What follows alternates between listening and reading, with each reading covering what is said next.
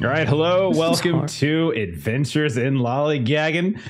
We are at long last back to playing Call of Cthulhu, continuing our Eternalized campaign. Steven is on a desperate search for a new wallpaper background and was 100% not ready for me to go live right now. But it does seem like you finally not picked a bright yellow color, so I commend you on that at least. Look at you. You happy with that one? Does that look good? No, I don't like it at all. Why not? We're gonna go with this one. Oh God, or no! This one? Oh gosh, no! Or this one? Nope. No. Or this one? Nope. We're like, hey, just don't like. We're like, hey, browns, blues, greens, and he's like, yellow is very close to brown. Yellow. It's very close to brown. Yellow. It's just ridiculous. Just absolutely ridiculous. The last one was green yellow. Did you intend to do your Nathan Drake cosplay today, or is it this? Absolutely. Does it not look good? No, I was just asking if that's what you were intending to do. It's just great. It's great.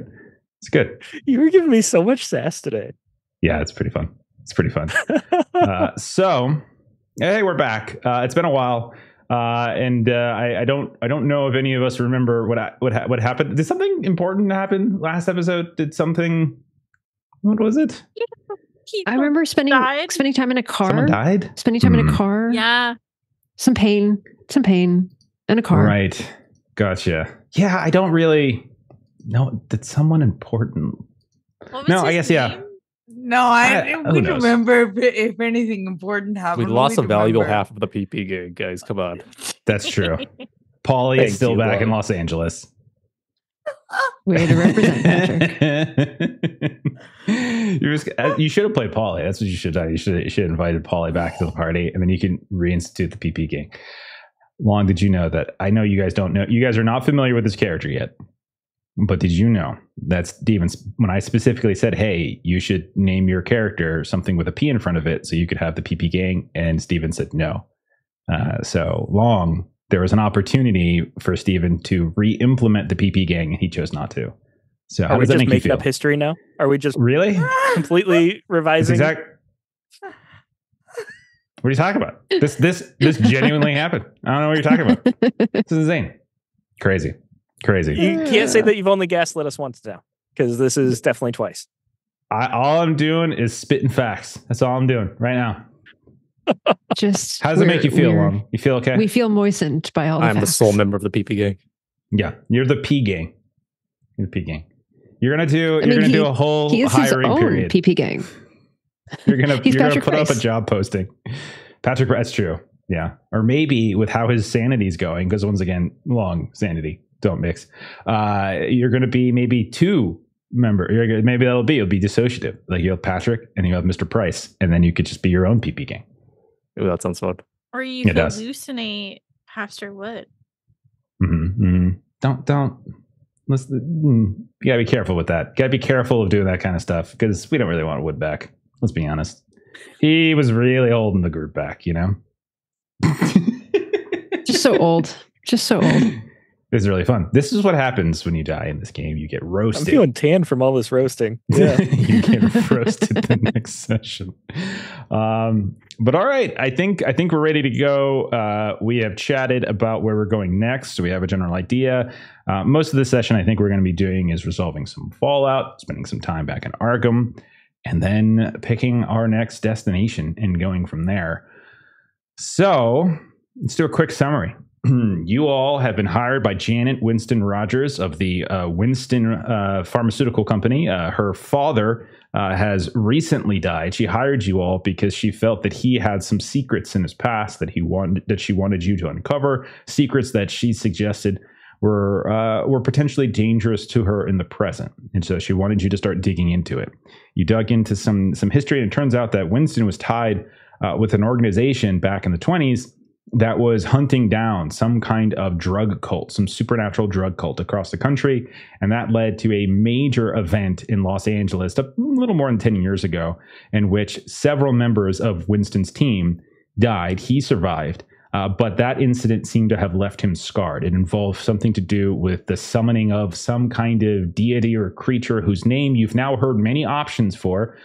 You spent some time in Savannah. You spoke with another man who survived that incident in Los Angeles, a man by the name of Edgar Job, who was on The opposite side, a former cultist, mentioned a bunch of weird names about who this entity might be. Also gave you the name Ramon Echevarria, who was apparently the head of this cult. That led you all out to Los Angeles. You started to dig a little bit further into Echevarria, who died during the summoning back in the 20s. But apparently, one of his main lieutenants, Samson Trammell, kind of took over the drug development in the cult that was in Los Angeles at the time, and has grown it over the course of the years into now 1936. You all got involved with some of the Los Angeles mafia, and with their help, actually managed to probably destabilize the LA mafia. You think you killed Samson Trammell, but you're not sure. And then you decided to follow some of Samson Trammell's testament, his writings, down to Mexico City, which was one of the other locales that seemed to be producing and connected to this cult. There, you were looking for a man by the name of Jonathan Brooks, who seems to be an American who has settled there and married a well-known jazz singer in the circuit around Mexico City. And over the course of your time in Mexico City, you learned that it wasn't just the drug that they were actually developing, but there was something with song, where they were using her and some other voice to create these effects through song. And they were putting out these different records and such. You came in at a time in which recently some violence had occurred, and it seems as though violence continued to occur when you all arrived, which included the deaths of several people who seemed to be involved with the production of some of those records. Some of those being the backup band to Jonathan Brooks's wife during the development of her album, and also the record producer himself and one of the studio managers. You all found Jonathan Brooks laying low in some rundown hacienda on the far side of the city. And you decided, despite the fact that they were extremely well armed with many automatic weapons, that you were going to storm the place with the help of some police officers. So you stormed in, and you didn't notice until it was far too late that you were lured into a trap. You were kind of pressed up against this large pit, where inside the pit there was this massive mouth that looked a lot like the one that you had to encounter inside Samson Trammell's mansion back in LA. During the course of this fight, many of you nearly died. Marie and Beverly weren't even in the fight, having already taken multiple gunshot wounds from other incidents across Mexico City. Unfortunately, both of the police officers, the friendly police officers you had made in Mexico City, died, falling down the pit, being eaten by this thing, and so too did Pastor Wood, who unfortunately, after doing a very heroic move that basically took out Jonathan Brooks and Jonathan Brooks' right-hand man, this Russian gangster, in one fell swoop, kind of got lured away by the sound of a voice. He thought he saw his wife, Carmela, but in fact it wasn't. It was Leticia de la Luz, whose voice seemed to just bring him towards her, and then the two of them plummeted into the pit together. The last to see him was Shaima, who was holding off in heroic fashion several members of Jonathan Brooks's inner circle, but unfortunately was unable to get over to the pit in time, and Pastor Wood was devoured. You all then, those of you that survived, that's Patrick, Marie, and Shaima, you fled. Or excuse me, that was Patrick and Shaima, you fled, and then met up with Marie and Beverly back on the surface. You very quickly escaped Mexico City. You met up with Frank Kearns, your pilot, and you got in the plane, and the four of you flew away. So that is the story so far. Is that pretty good? I think that's pretty good, right? There's a bunch of other stuff we did, but that's sort of the big picture. Thank you, Tales of Myth and Mayhem. If you haven't followed our friends over there, you definitely should. They're running some awesome games. In addition to things like Mask of Nyarlathotep, lately they've been running some Cult, which is pretty awesome. So you should definitely go throw them a follow if you haven't already. So when we left Mexico City, we had kind of talked about possibly, like you guys were kind of trying to throw out where you're going to go next. But everyone's injured. Let's just get a quick check-in really quick on your HP. Where's everybody at in terms of their HP and their wounds? So Marie has a major wound and is down to 4 out of 20 HP. Okay. Shaima? 3 of 24, no wounds though. Yeah, that's no major wounds. Yeah, exactly. Bev? 1 major wound, 6 health out of 18. Yep, it's pretty rough. And then Patrick. Yeah, I was shot up with a Tommy gun the last time we saw, and I have 1 HP, but no critical injuries. None of those major wounds. Yes, you stood toe to toe with 2 Tommy gun guys and just got lucky. Okay. So you guys, so we'll start up then with you all essentially on your Silver Lance plane. Frank Kearns is out in front in the cockpit. He's flying. We see this montage of night and day occurring outside. You make several stopovers in various places along the way back to Arkham. I think at some point we maybe stop in Dallas and New Orleans, and then we fly up to New York City, and then the last hop from New York City to Arkham. And we see all of you eventually after the course of, I think it's about a total of about 14 hours of flight time. You guys find yourselves landing in Arkham in this private airport outside of the main sections of the city. Most of the travel back was uneventful. You probably were so exhausted that you didn't even really notice some of the turbulence and the bumpiness. Probably didn't even notice sometimes when the fuel was being pumped back into the plane. But when you look out the window and you hear the voice of Frank Kearns calling to you, you see that you are back in Arkham. You see that it is the beginning of December. You see it is a cold, gray, overcast sky, and you can see that there is frost all over the ground.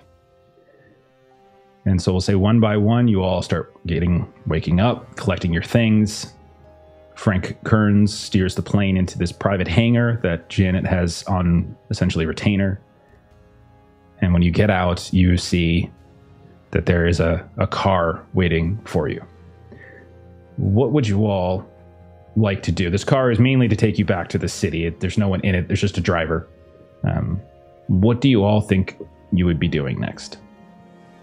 I'm sure we'll all see each other again soon. Janet will want to hear from us. Let's focus on recovery, though. Yes, indeed. Marie is going to see if the car can take her to St. Mary's Teaching Hospital, which is on the Miskatonic University campus. Okay. To address this major wound. Okay. So there's one car, so all of you will probably have to pile in to some degree to get.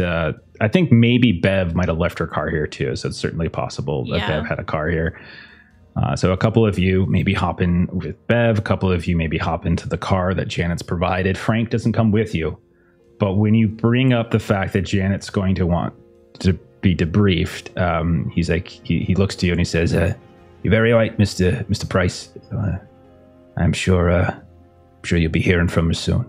And I don't think she's going to be particularly. I don't think she's going to be particularly pleased with the fact that one person in her employ has fallen. So she'll want to know the details, and she'll want to be able to contact the family, make appropriate arrangements. So she'll be reaching out at your normal addresses, wherever it is we can reach you, either by messenger or by phone. But you all look pretty terrible. Keep your receipts. Pay attention to the costs of whatever treatments you undergo, and I'm sure Miss Rogers will take care of it for you." Thank you, Frank. You've been reliable. You're welcome, Mr. Price. And he kind of nods to everybody, and you could tell he's tired. He has literally been flying without stop to get you guys out of there. And he was also the one who tried to convince you all to leave before going into the lion's den, basically. Okay, so we'll split up. We'll say maybe Bev and Shima in one, maybe Marie and Patrick in the other. I feel like that sort of makes sense. Marie, you get dropped off at the, you said St. Mary's you wanted to go to? Yeah, St. Mary's Teaching Hospital. And it has 24-hour emergency care, so you can certainly go there. Patrick, after Marie gets dropped off, do you get out with her or do you go somewhere else? Probably should. I need some medical care as well. Okay. So You get a note from the driver that they can wait around or they can leave, but eventually the two of you will go inside. Okay. Meanwhile, the other car, Shaima, Bev. Bev, would you be comfortable driving? Enough. Maybe she'll see if they can call another driver. Okay. Okay. Maybe at a certain point, Frank, if like a little bit, if you just give me a little moment, give me about an hour, I can get the plane situated. I can drive you in to town if that's what you want. I appreciate it. Yeah. Just let me get a little coffee and get a little. I'll go make you a coffee. Oh, that's not necessary. I can take care of that. I can take care. You two just go ahead and just rest right here. I gotta lock down the hang. I gotta file some paperwork, and I'll be back in about an hour. And so the hour passes like uneventfully, and he does eventually return. You can see he's got kind of a big old thermos that he maybe carries around with him regularly, but he's got it and he's guzzling from it. But he willingly hops into the front seat, and he drives you all, the two of you, into town. Where would the two of you want to go? Where would you be headed first? If Shaima didn't have anywhere immediately she wanted to go, Bev's dad is Dr. Charles Key. He is a physician. Okay. There's basically three places. There's Arkham's main hospital. There's St. Mary's Teaching Hospital, where Marie and Patrick just went, and then there's basically the Miskatonic University campus infirmary, but that's daytime only. And that's Doc Waldron is the one who's like the head doctor there. That's where Shaima was going to go. Okay. Yeah. The main thing is Bev would not want to go to the one where her father works. So for sure. We're going to say I think it was the second one you mentioned. That's where her dad works. What is that one again? There's Arkham's. There's the St. Mary's Teaching Hospital where Marie and Patrick just went. And then there's the University Infirmary. Okay, so I think he works at Arkham's. So if we know that the other one is daytime only, depending on when we got here, maybe we'll also meet Marie and Patrick at St. Mary's. Okay. Well, Shaima wanted to go back to the university, so we'll say that's where Kearns will drop her off, and then we'll go and I'll go with Shaima then. Yeah, I'm sorry. Okay. All right. So I assume you all might have had time to concoct a story, as many of you have some very serious wounds. You have gunshot wounds, you have stab wounds, you have bite wounds of some kind, or at least scratches that appear almost bestial in some ways. What kind of story are you concocting when you talk to the various medical professionals who start to ask you familiar questions, just like in Mexico City, about excuse me, what seemed to happen to you? Did you make an enemy? Is somebody you were hanging down by the docks a bit? What's all this? And so all of you get some variation of those types of questions. So like, what stories are you concocting to try to avoid too much attention? Marie was just going to go with the fact that we were traveling abroad. And so like, we just got back from another country. So kind of like there isn't anything to investigate jurisdictionally because this was like, somewhere else, basically. Okay. I mean, none of that's incorrect. Like none of that's a lie. So you're not really like fast talking. You're just sort of telling the truth. Like, and so like you'll see like maybe the nurse who's just kind of stitching up some of your wounds and stuff, checking like, oh well, wherever you were, they did a pretty good job on this one right here. And kind of it's that wound, the gunshot wound that kind of led to some of the trouble to begin with. Where is it? Did you say you were again?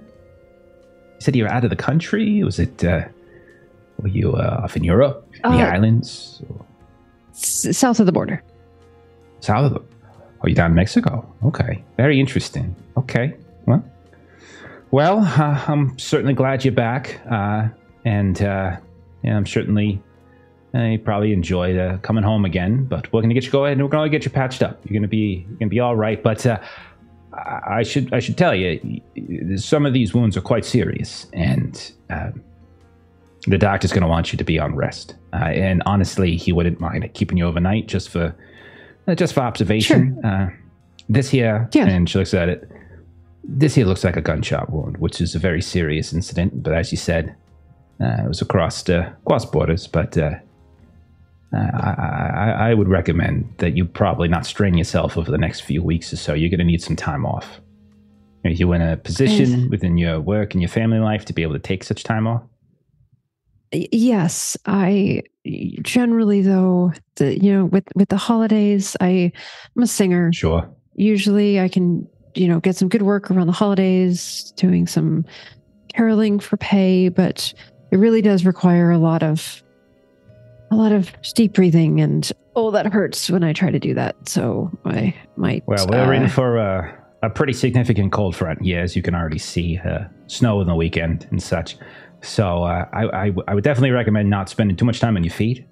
And when it gets really cold, you might not feel the pain as much. It might lure you into a false sense of security. But I can tell you that you move around too much, you're on your feet too much, you maybe sing a little too strenuously, you're going to pull some of these stitches, and then we're back to square one.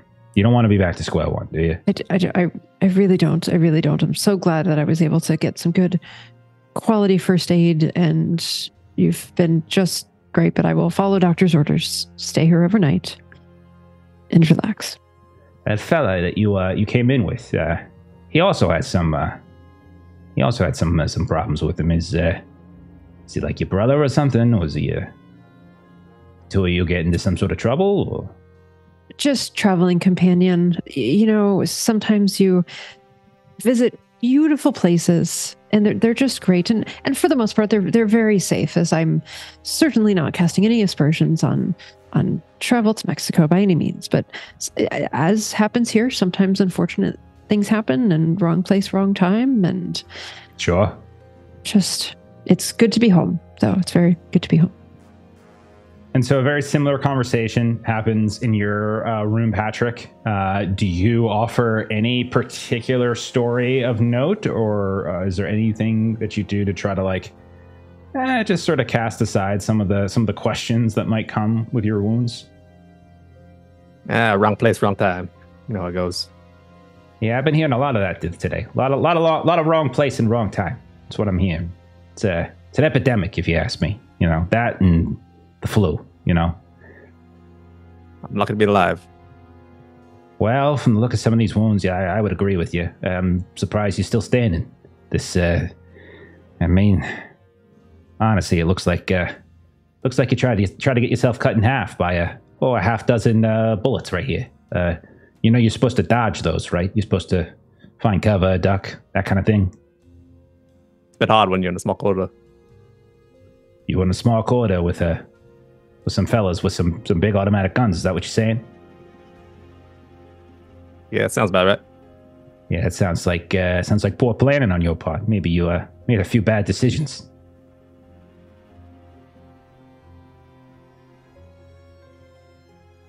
I'd rather not be chastised for my decisions. Both gunshot wounds in me. Oh, okay. You'd rather not be chastised for your decisions. Oh, okay. Yeah, sure. You think this is Burger King? You get it your way right away. You come into a hospital. You got some bullet wounds in you. There's gonna be questions that are gonna be asked. That's just how it works. What the hell do you think King. you are? The hell's a Burger King? It's a restaurant. It's a new one. It's not very good. I don't really like it, but they got that charred broiled meat. It's excellent. Anyhow, don't change this subject. Okay. So, as that fairly contentious medical checkup continues, we'll cut over then to Bev and Shima. Some sort of similar questioning starts happening. They're looking and they're trying to understand what's happened to you. What is the story that you kind of convey? We definitely would have planned something together prior. Sure, you had plenty of time, so I'm fine with that. Yeah. I think we might have worded it as more of something relating to poachers or something, or trafficking. There was some sort of gang activity of sorts that we just got caught up in, and we were traveling civilians, and we were just hit in the crossfire of like two gangs, Okay. like bumping And heads. like here in Arkham, you got some. No, we were down in Mexico, doing some studies. Doing studies, huh? Doing studies of local gangs? Is that what you're talking about? Some anthropological? That's the assessment? unfortunate part. They just happened to be there. I see. Well, you need to take a little bit of care of yourself and who you spend your time with. A little bit of this one right here. This is half an inch over to the right. Your head's clear off. That one right there, half an inch to the left. You ain't got no kidneys. So, just saying, you might want to be a little bit more careful in the future with what studies you choose to conduct. Not that it's any of my business. I'm just saying. No, I agree 100%. And then Shaima, we danced on this before. Shaima, how old is Shaima? She's probably like 21. Okay, yeah, so she's like senior age, like senior project like study. This is like her last year of undergrad. Okay, so you get some attention. They've probably seen you before too because of like wrestling stuff. So do me a favor and roll a luck test, and let's see if you get somebody in here who knows and is familiar with you. Oh shit! I actually forgot to roll my luck before the start again. I forgot. We all did, I think. I just feel like we gotta play it where it lies. I think we just gotta play it where it lies. Wait. I Go ahead and roll your luck. Go ahead and roll your luck. Y'all can roll your luck. It's fine. I'm so sorry. I literally like completely forgot. I'm so sorry. We haven't played in a minute. Yeah. Well, I'm definitely gonna fail anyway. So. Yep. But so I'll go ahead and share the. Okay. Is the way we do it. 2d10. Yeah, the way we do it, which is slightly different than the book. If you failed, you get 2d10 plus 5, and if you succeeded, you get 1d5 plus 5. Right. And that's your luck recovery. And you crit failed there, Shaima. And you're 99. Well, I had just one luck anyway, so. But you rolled a 99. 16.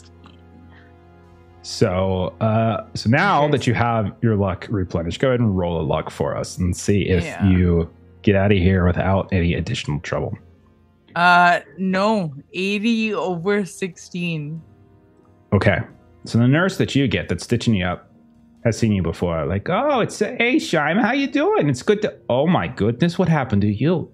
Oh my God. Dr. Keys next door, she has all the information. All the information. Don't tell anyone. These Please, are bullet wounds. This is. Oh my God. What are you? I got into a fight with some people that I should have got into a fight with, and they had guns. Yes, I wasn't planning on getting into a fight, but I got into a fight, and what? Someone shot you though, Shaima. We got. I know. We need to call the police over this. You can't call the police. You get rid of my scholarship, but I'll. Why would they get rid of your scholarship? Because that's how this works. Please don't tell anyone. Please don't. What do you mean? You get shot and you lose your scholarship? No, you can't. Please don't tell anyone. Shaima, my hands are tied. She's like actually weeping. I'm sorry, but like my hands are tied. You're coming in here with you got your shots and you got your gunshots. This is a stab wound. I was in Mexico with Dr. Key and we were doing some work and we just we got caught up in a fight. Shaima, you were on a university sanctioned expedition here and you got shot. I got to report this to the university. No. Please don't. You don't. Dr. Key is supposed to take care of you. You're a student within the university. She was trying to. That's why she's Shaima, here because she was trying to take care of me. Well, she did a very piss poor job of it. You're sitting here with you got a half dozen stab wounds in your torso. What are you talking about? This is terrible. Wait, I mean, so does she. She was trying to protect me, and please don't say anything. Please if she don't was really say anything. It could be my job if I don't say something. I have to report this. I'm sorry. I'll lose my scholarship. I don't think you're going to lose your scholarship. If anyone's going to get in trouble, it's going to be Dr. Key. It's not going to be you. Okay, you're a victim in this. Like that did not even occur to her. Now you just wait right here. I'm going to go make anything. She can't get in trouble. She didn't do anything. Shaima, I understand you care very much for Dr. Key, and I'm sure she cares very much for you, but she's the adult in the room. You're just a student. I know you're a young, impressionable mind, and she's putting you in situations in which the possibility of someone shooting you, this is not acceptable behavior, and the university needs to be made aware. Your parents need to be made aware of this. When parents send their children here to the university, they expect us to protect them and make sure they're not getting shot. You cannot tell my parents. Please don't tell my parents. Well, I don't see how they're possibly not going to know. You're walking around. I'll tell them. You don't have to tell them. I'll tell them. Okay. Here's what I'm going to do. I'm going to call your parents, and they're going to come here. I'm not going to say why, but I'm just going to say that you're in the hospital. You're in the clinic, and they should come down to pick you up, and then you can explain what happened. However, I do need to put a report in. I'm very sorry. I need to do this. It's you traveled across the borders under the guidance of Dr. Key, and you come back with bullet wounds and stab wounds. Shaima, people have been fired for less. She didn't mean to, and I didn't mean intention to. ain't got anything to do with it. It's outcome here. Listen, I need you to relax. But I'm fine. Shaima, you look like Swiss cheese. Okay, listen. I'm gonna go call your parents. Think of something to tell them, and then I'm gonna go ahead and make another call to the university and let them know what transpired. Please don't call my parents. I'll I'm go sorry. after this I'm and sorry. talk to them. I'm sorry. Just sit down here, and then they back up out of the room. Okay, so sometime later, Shaima, your parents arrive, and they come in. And which one of them do you think you have a better relationship? I think I might have asked you this before, but can you refresh my memory? I think I have a better relationship with my dad because he's not really around a lot. Okay, but yeah. The two of them come in, and like it's a whirlwind as the door opens up into your exam room, and they begin just swarming around you, and they are like pestering you with questions, and like they're hugging you, but at the same time like chastising you, but then hugging you, and then chastising you, then looking at you and holding up this, looking at that bandage, asking you 1,000 questions. And you can tell that they are both concerned and very upset. And then every now and then they say, they're like, I can't believe we put you in the hands of Dr. Key. How could Dr. Key let this happen? And so they're just constantly blaming her. And Shaima is trying her best to defend Dr. Key and just be like, she didn't mean to do it. We just ended up in a place we weren't. Yeah. And they're just like, stop protecting her. And then as we kind of fade out of this scene, the one thing I'll say you notice kind of curiously is that your mother seems far more energetic than your father. Your mother seems to be louder. Your mother seems to be more grabby, more or like kind of hugging you and sort of all of these embraces. It's not that your father isn't, but there's a sluggishness to him. And when you look at him, you can see like his face is a bit withdrawn. You can see he's got these big dark rings under his eyes. It looks very much like this is someone who hasn't really slept much in some time. He almost responds a little bit slowly at times, and his eyelids kind of droop. And that's when like the doctor comes back in and begins going through like the specifics of your injuries and what you have to do to make sure you recover. Okay. Dr. Key, you get out. It's not like you get in trouble or anything at the clinic, but by the time you get home later that evening, you will find that there has been a message delivered to your home, and it very much is a summons to the university president's office for additional questions about your excursion across into Mexico with one of our finest senior fellows in library studies. So you know that you are in a bit of trouble. Okay. So we'll say first day kind of transpires with you all coming back and getting your health. Let's go ahead and do some rolls for those of you who have major wounds. So I think that's Marie and Bev. So both of you still have your wounds. This has probably been about a week-ish. So we're just going to kind of roll to it. And because you got some medical care, you're going to have a bonus die. I'm going to say the entire time hasn't been spent in complete rest, so you won't get a bonus die for that. So basically this means the caregiver is going to make a medicine test at the end of the week before your con roll, and if successful, I can grant you a bonus die to this con roll. Okay, I have to roll a medicine check first. Sorry, I misread it. Okay. So we'll say you spend like a day in the hospital getting treated. Marie, I rolled a 12, so you'll get your bonus die. And then Beverly, I rolled a 5, so you'll get a bonus die. That's a good start, guys. You see those rolls? 12 and a 5? Yeah. There you go. Okay. Very nice. Very nice. Okay. So yeah, both of you go enroll your contest with a bonus die. You need a success to be able to heal this major wound.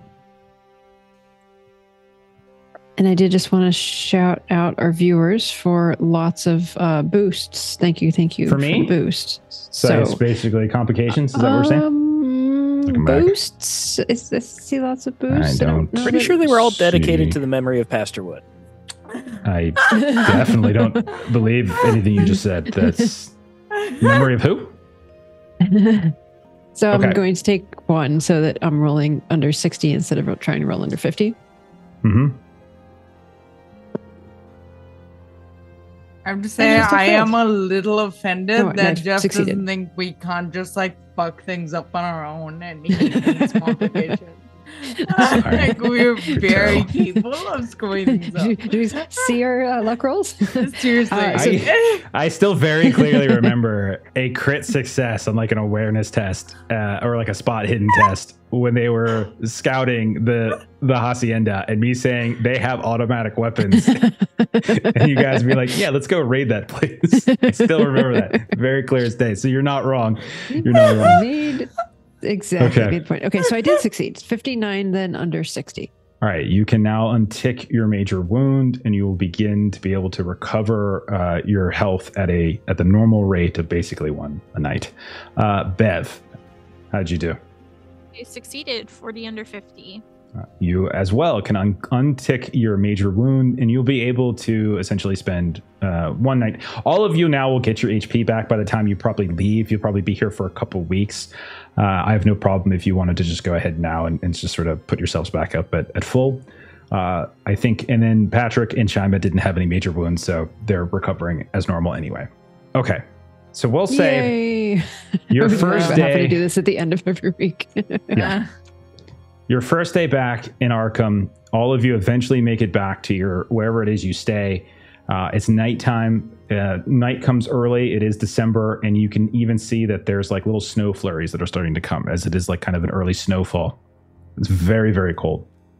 It's far different from your experiences in Mexico City when it was oh, this is still kind of nice. This is just light jacket weather. But now you're upper northeast in December.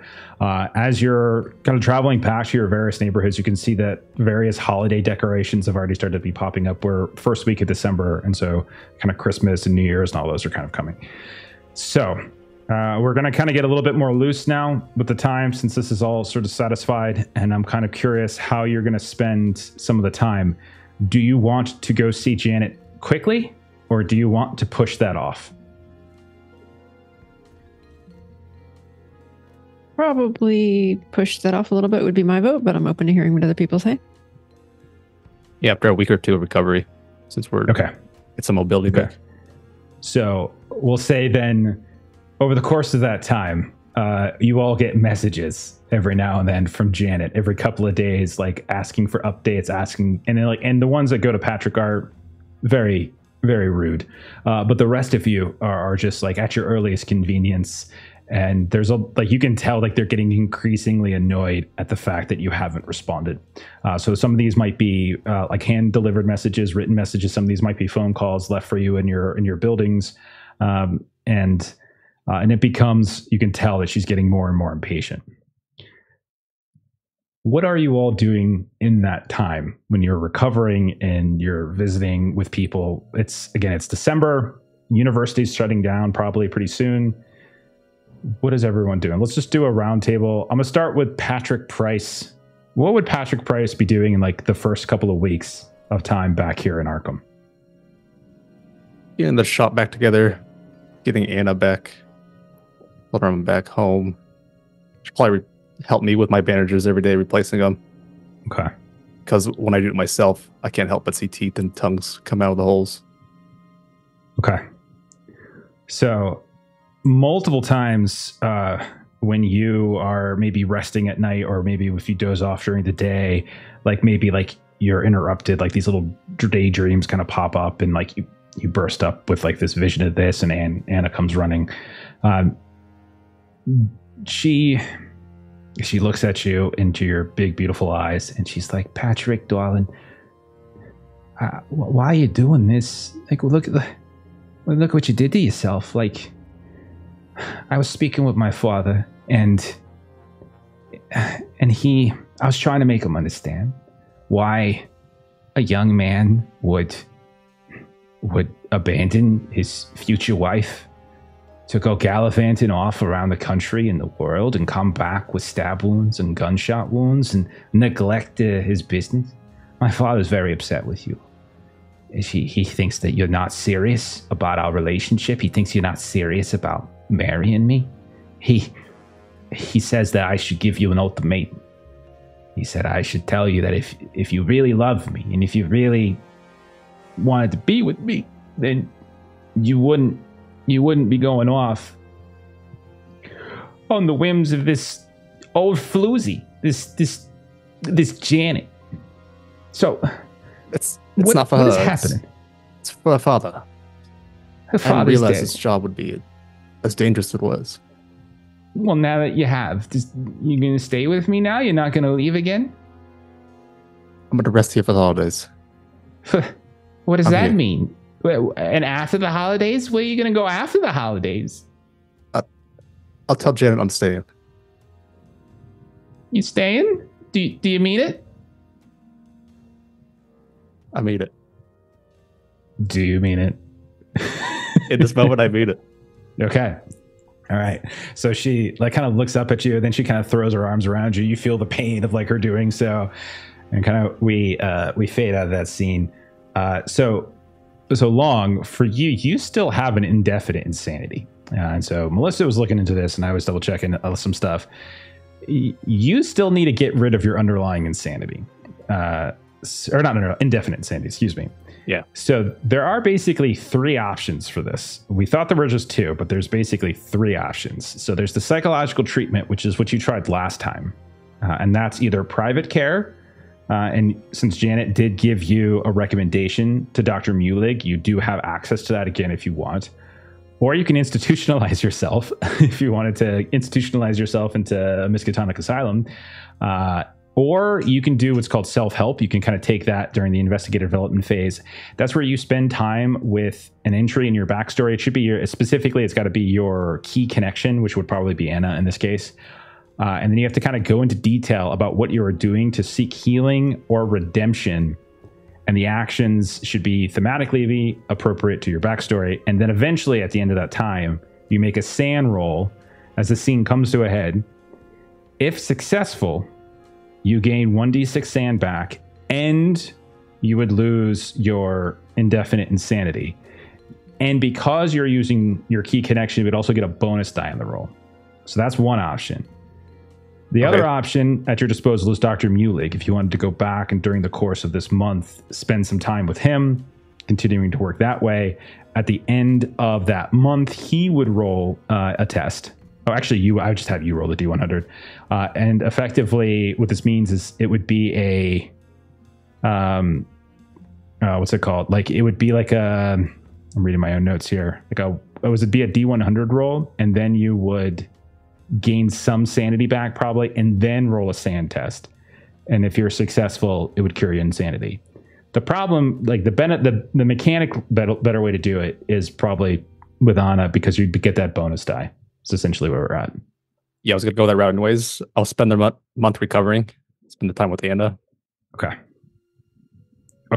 So we'll hold that sand test to the very end before you guys decide to depart. But we'll say that, that was just the first of probably many scenes that you might have over the course of the next couple of months. We're going to go to Dr. Key next. Dr. Key, first couple weeks as you're recuperating and resting, what business did you want to tend to?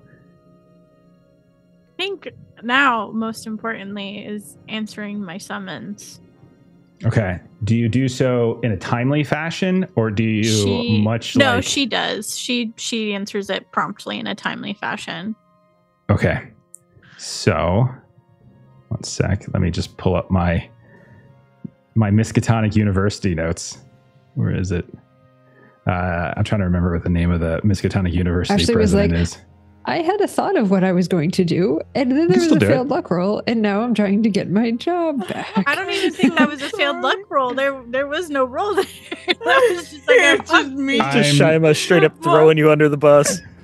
Not on purpose. I know you all want me to apologize for holding you accountable for your decisions and continuity and cohesiveness of the story, but damn it, I'm not going to. Okay. So, talk about yourself for one second. I'm trying to remember the name of the university president. You could tell that I was not ready for you talking to the university president. Sorry. I should have messaged you. No. What do you guys think Pastor Wood's family is doing during this month of downtime? They've completely forgotten you, have you noticed? Don't worry. Janet's going to bring it up. You bastard.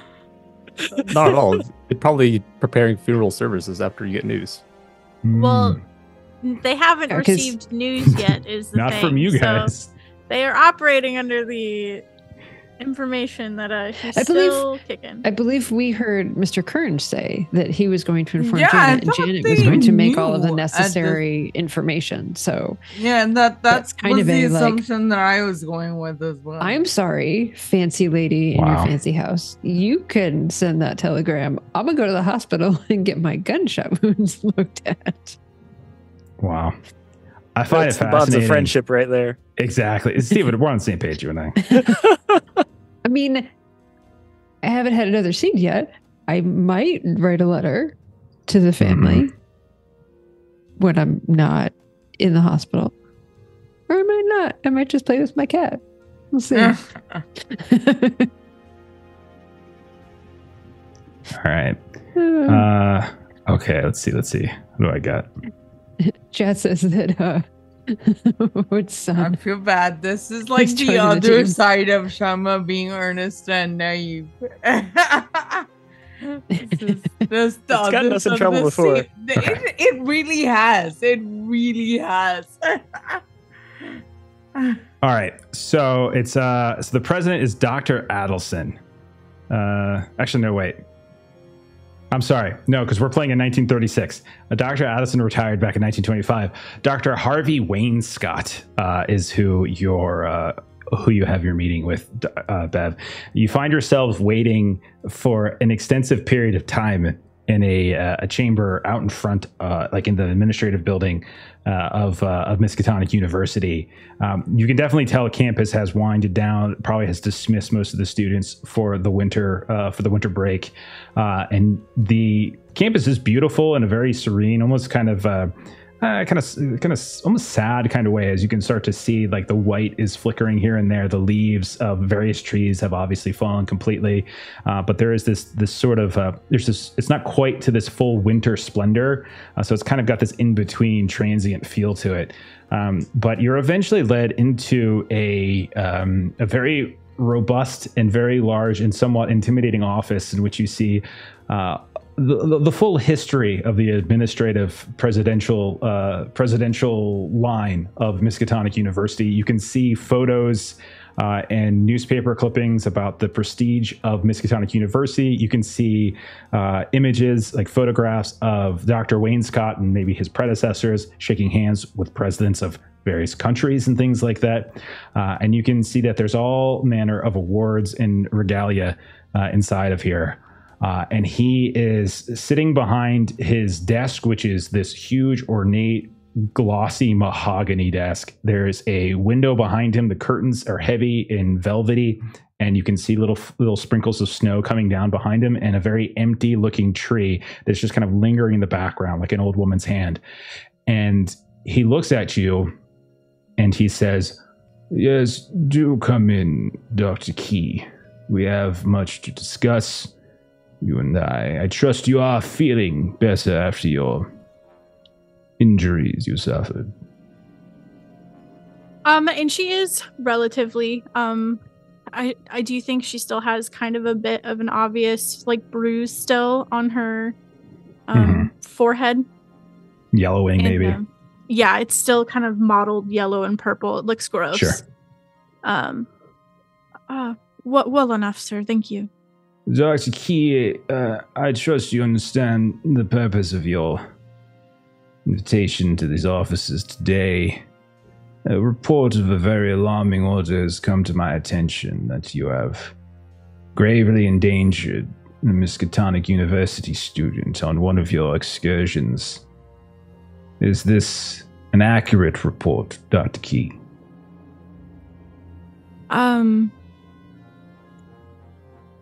Unfortunately, we were in a common should-be safe area, and there was gang activity, and we were caught in the crossfire. I see. You knowingly took one of your students, senior fellow in the library, and you see he's like holding up what looks like a folder to get Shina's information. Library studies. Yes, Dr. Lanfear speaks very highly of her. If Cyrus is speaking very highly of her, then, well, she is not the kind of person that you should endanger. She has a bright future in front of her. And it is very disappointing to hear that one of our faculty seems to disregard that future. What was the purpose of this visit? This excursion? It was a dual purpose. We went to acquire books for Shaima to be able to proceed with her studies, as well, and add to our library, as well as receive a grant from Miss Janet Winston for the archaeological department. She requested us specifically. Yes, the Winston Rogers family has been in contact, it seems. They are very interested in trying to find the naming rights for a new pharmaceutical department within the medical wing.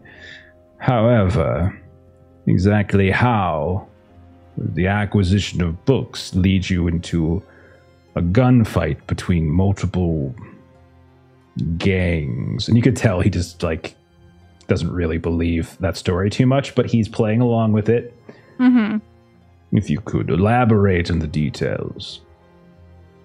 And Bev will, in the sense of, like, that we had explained to the Mexican police that we were researching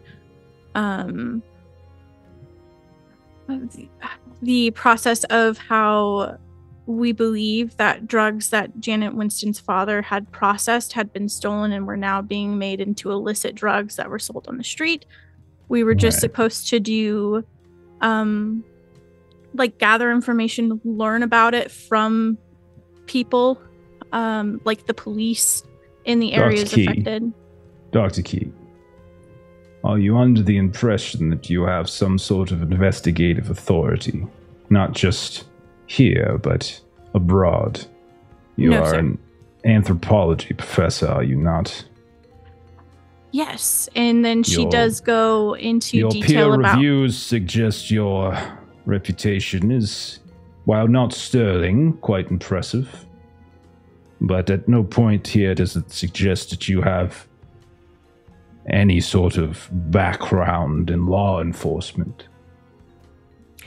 No, but it does have, it is attaching itself to religious, almost cult-like behavior of people that's forming, and it's very interesting to see that live. Dr. Key, that might be very interesting. I don't disagree. But is it so interesting that it is worth endangering one of our bright fellows? The answer to that question is no. We have a reputation here at Miskatonic University, and you have put that in danger. Your reckless disregard for the safety of the students that are in your employ. I also had my secretary take the liberty of reaching out to the Mexico City police, and it seems as though there were a series of very curious incidents from, well, non-locals. And apparently 2 of their own have suffered some terrible fate. Would you know anything about this, Dr. Key? We did inform a detective of a location of a drug den that we had believed was occurring. We did not want to get involved as that was not our business. Dr. Key, I'm afraid that this incident is going to mar your career here at Miskatonic University.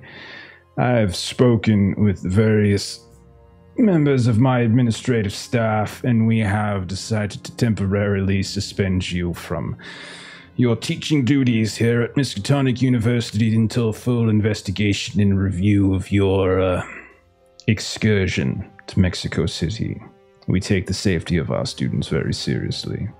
You get the sense that he doesn't take the safety of his students very seriously. He's just being a stickler. So, if you would please, we will adjust the schedule for spring to ensure your classes are covered by some of the colleagues within your department, and you are not to have any additional contact with Miss Oberon until this investigation has concluded.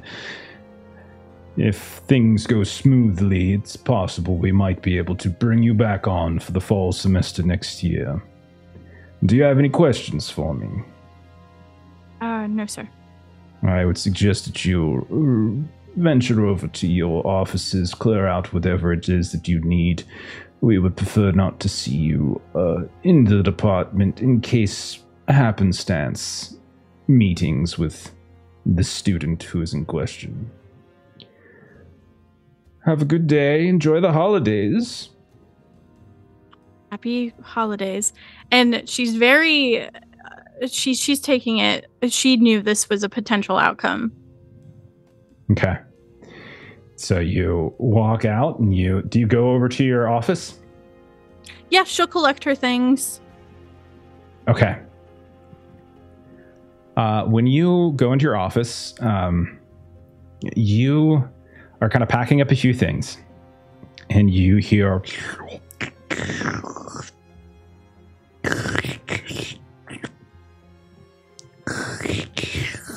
she's gonna see if she can find where that's coming from. Okay, give me a listen test. Is probably the best skill to use here. Okay, we're shooting for 20. Okay. 3. You are very confident yes. it is coming from behind this sort of like armoire kind of like cabinet that you have set up in the middle of one of your walls. Maybe it's something that you have a key to and you put your most important books or belongings or trinkets from your studies inside. But it's coming from either inside. Actually, I'll say with the critical success, well, not critical success, but with the extreme success, you think it's less coming from inside and coming from behind that cabinet. Got it. Then she will definitely quickly get her things out from inside the cabinet and then maybe move something else additional in front of the cabinet to just keep it closed and against the wall. Okay. She can't do anything about it right now. She's still not feeling her best. Because I presume this is relatively soon after she got out of the hospital. She just immediately I would say within like 72 hours or so. Something like that. So she still doesn't look great. She feels awful. Okay. This is like when she still has 6 HP. So she's like, I can't fuck with this. I don't have the time. Okay. And I'm already in HP trouble. now. Okay. Yeah, I'm already in trouble at work.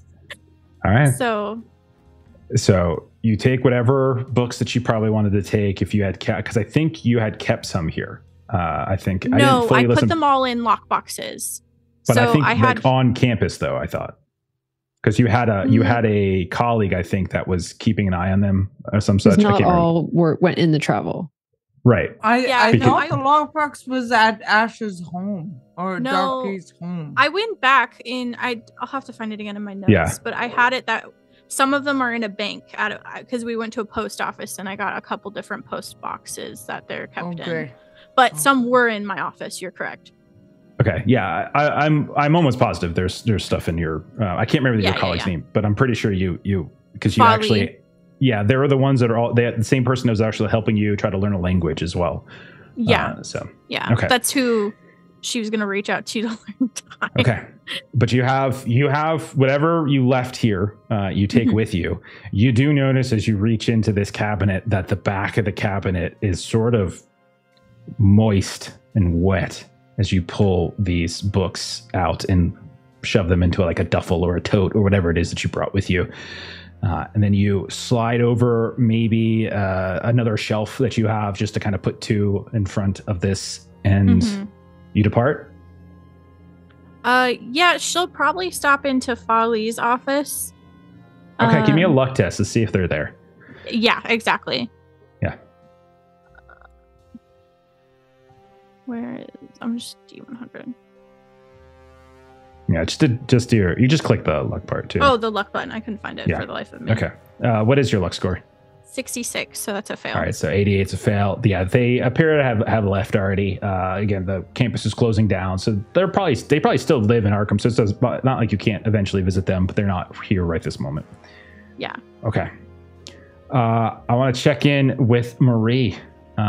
We haven't quite done too much with you just yet. So where does Marie do for the first couple days or weeks or so while here in Arkham?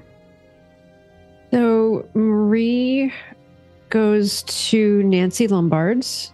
So Okay. Nancy is her friend. She frequently stays on her couch. Nancy keeps Marie's cat, Clara. Mm-hmm. So that is where Marie is going to head to. Go inside.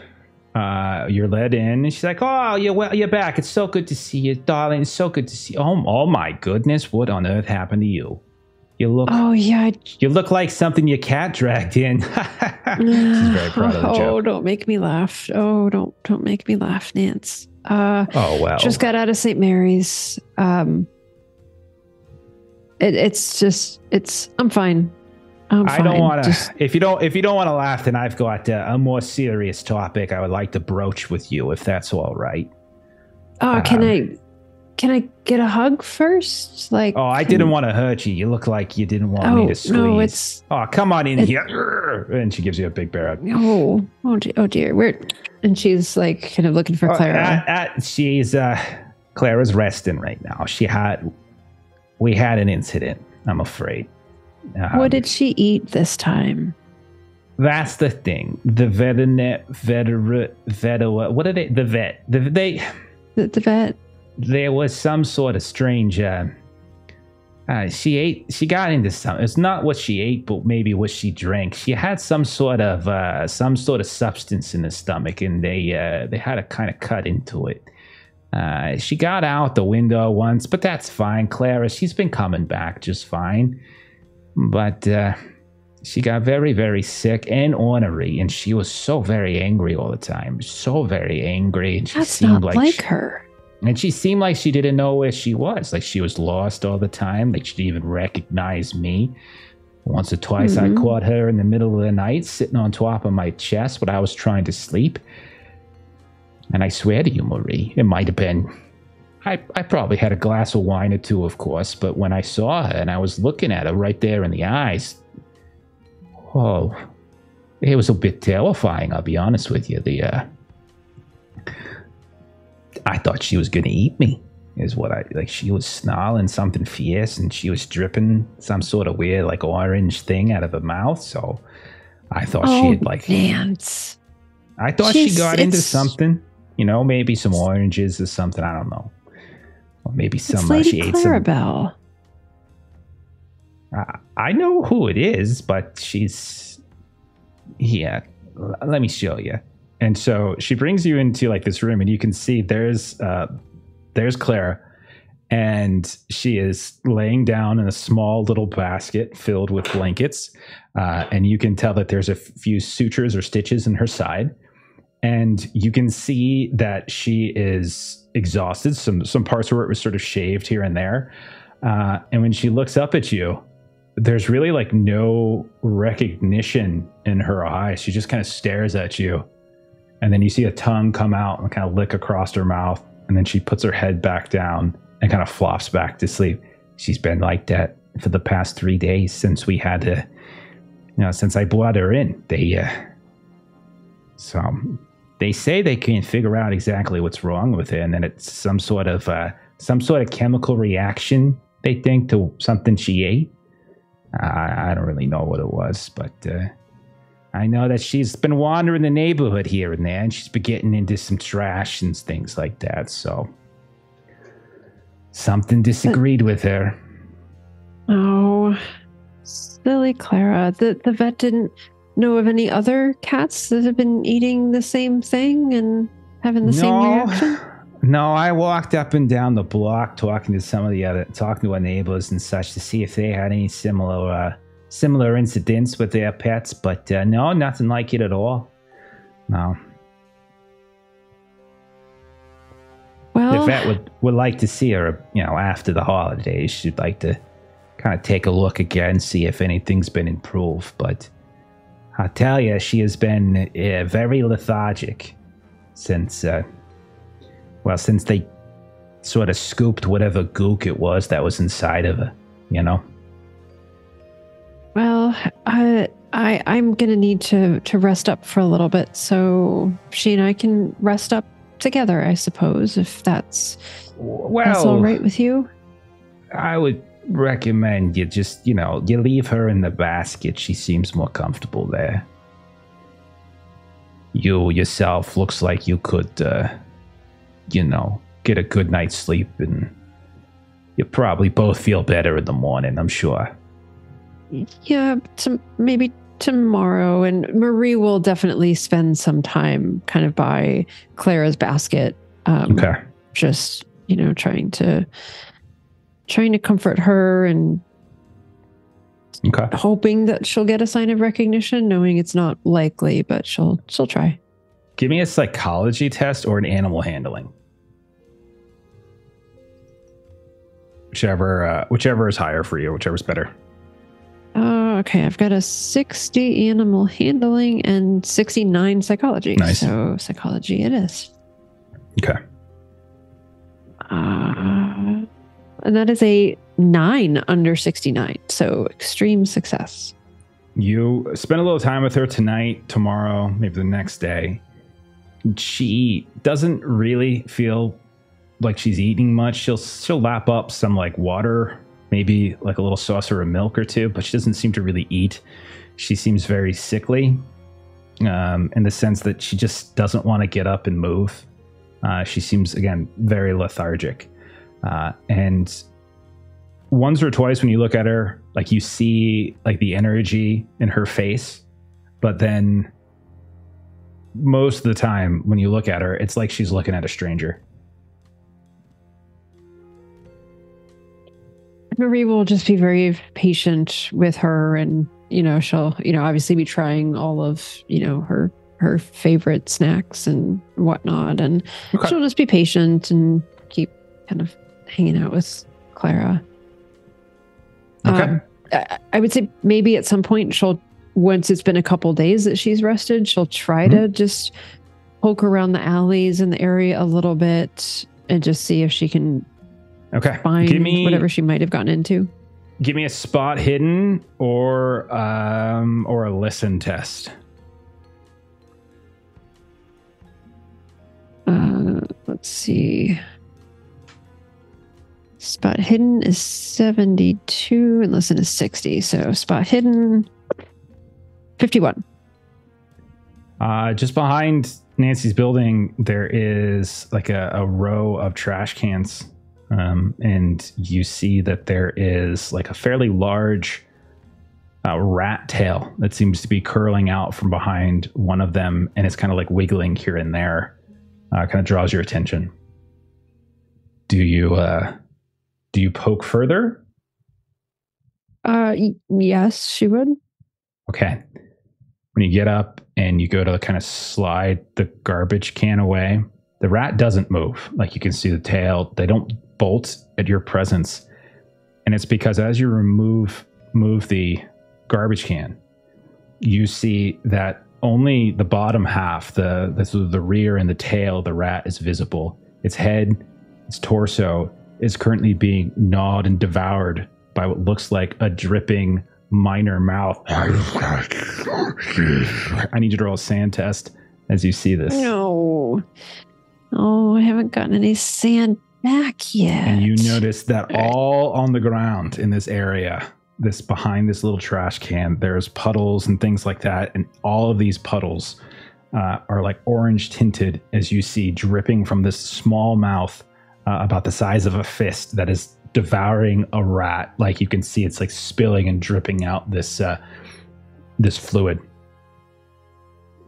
Yeah, that is a 97 over 54. Okay.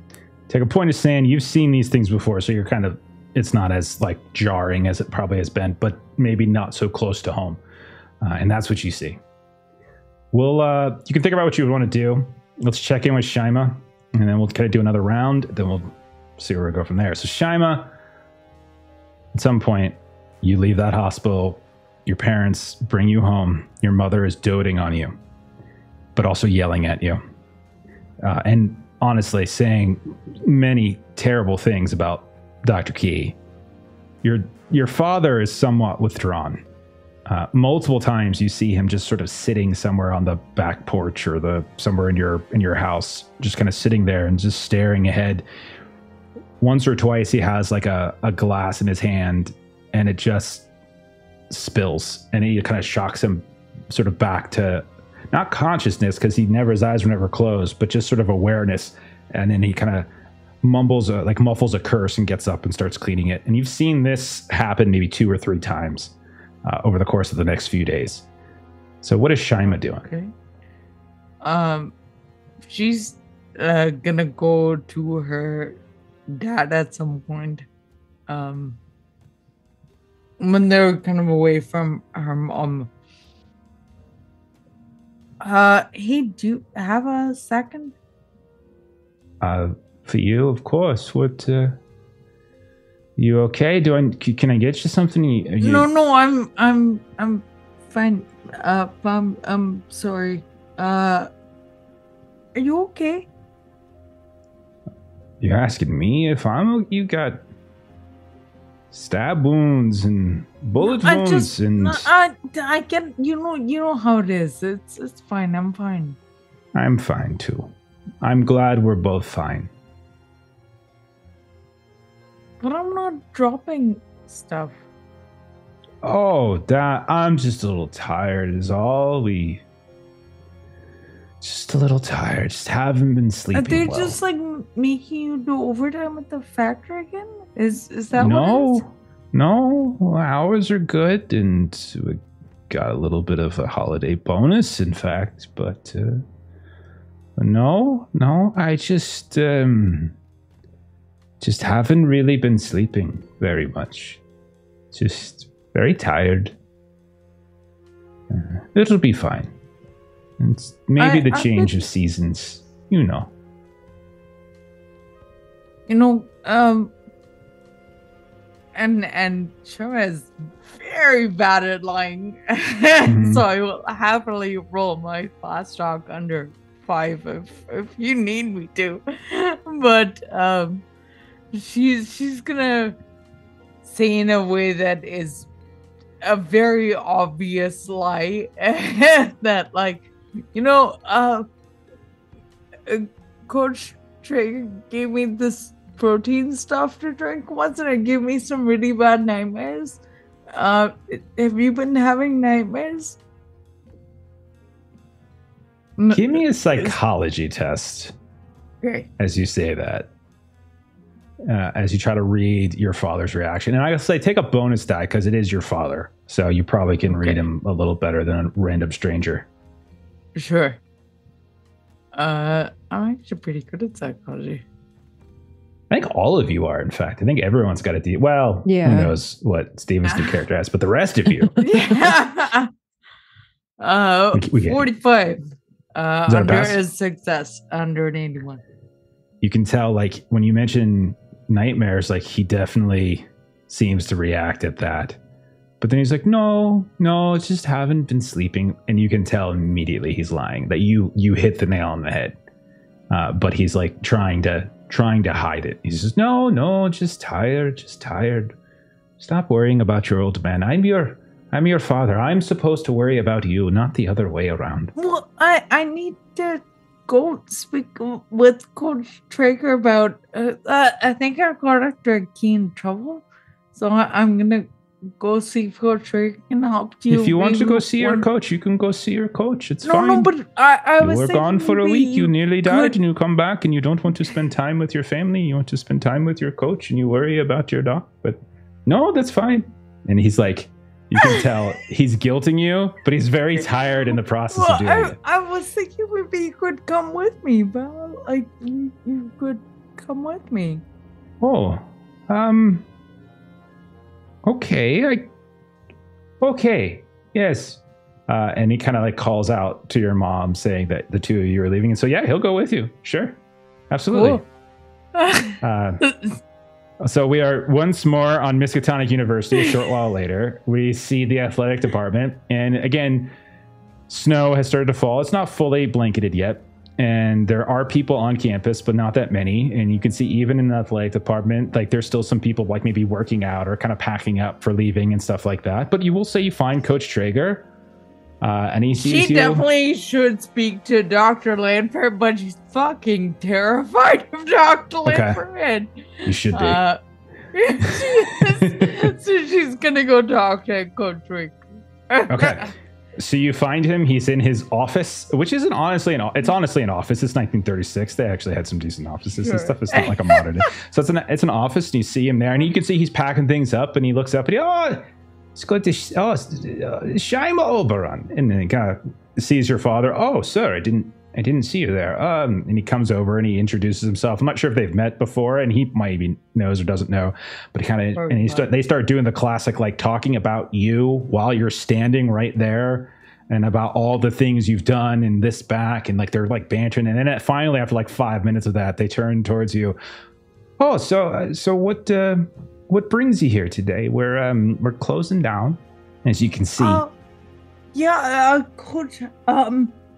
I know we were supposed to talk about the competition in the spring, but I have something else I wanted to talk to you about first.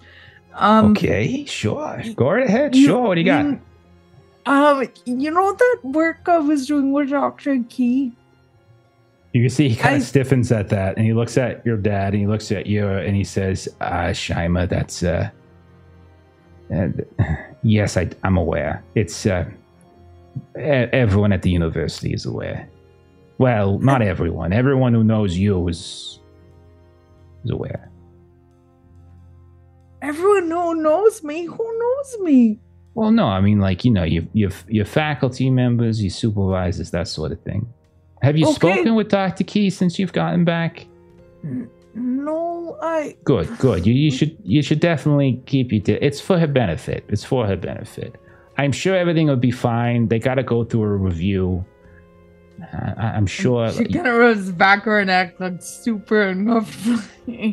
Oh, that's actually what I wanted to talk to you about, Coach.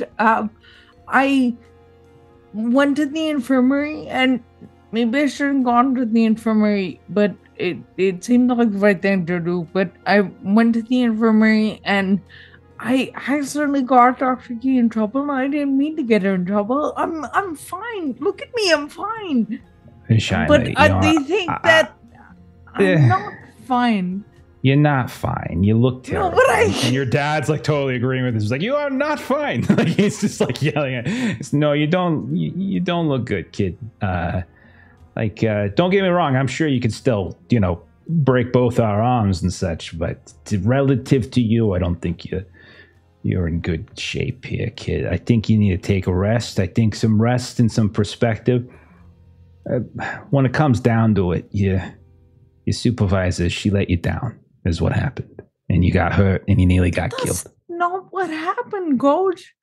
Yeah, well, listen, I'm just a coach. I don't, this is what the Prez wants. This is what the Prez gets.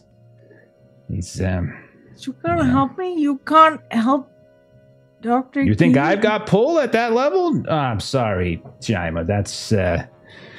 That's beyond me. I'm in the athletic department. Like that's a bit outside my circle. Dr. Ledford? I have to give some books for my library studies stuff. Jaima, I know where the library is, but I got no idea what it looks like inside. So if I went inside to find him, I might not come out because I would get lost. Okay. Listen, Kate, you gotta fight. Don't be afraid of me. I heard the stories about him too. That's fine, but he's okay. Like he's fine. I heard he thinks highly of you, at least. Oh, okay. Coach, thank you. And she kind of look at her dad. She's like, I think I need to go speak to Dr. Ledford. And he's like, okay, we will go, but listen to your coach. Do not talk to that woman. And he's like specifically referencing like Dr. Key. And as you not going to say yes, because then technically it's not a lie. If she okay, it's just like you're just playing the silent card. So you walk across the campus, and your dad's really quiet the whole time. And right as you're at the steps going up to this library with these ridiculously odd Gothic-looking, statues like standing and flanking these big steps, he just kind of stops for a moment, and they're like these big giant wolf heads, like on top of the stone structure, and like they're kind of just staring out. And he says, "You know that your mother and we value honesty." Right, Shaima? I know that, but like I don't lie. I did not say that you lied. You asked me a question earlier, and well, I lied. And I will model good behavior so that you will feel comfortable to do the same. You asked if I was having dreams or nightmares, and the truth is I have been for a few weeks now. And they are very much the same over and over. And you can see that he's not looking at you when he says this. He's literally looking at like the statues. Like you can see like these friezes, these wolf heads. And you are in them. You are in a forest. I did not recognize it. It was not... The trees were different. It was very dark. And you were running. Faster than I've ever run. The ground, though, it was not all dirt, but it was splattered with blood. And something else, like honey or nectar, syrup. And you were bleeding, just like you do when we have to patch up your stitches, just like we do when we change your bandages. You were bleeding, but you were bleeding even more. You were bleeding from a gash on your arm, very big. You were chasing a wolf or something. At least that's what you were doing at first, and then the wolf was chasing you.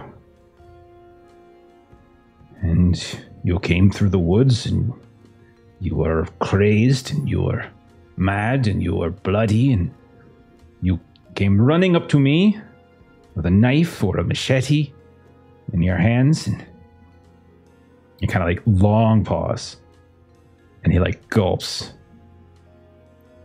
and you started chopping away at me, Shaima. And that's when I wake up. I've had that dream every night since you and Dr. Key started traveling across the country. Now I am having it more than once. When I doze during the day, or when I go to sleep at night. Sometimes more than once. And I never have restful sleep. So when I tell you that I think you should stay away from Dr. Key, part of it is because you went with her and you came back with bullet wounds and with stab wounds.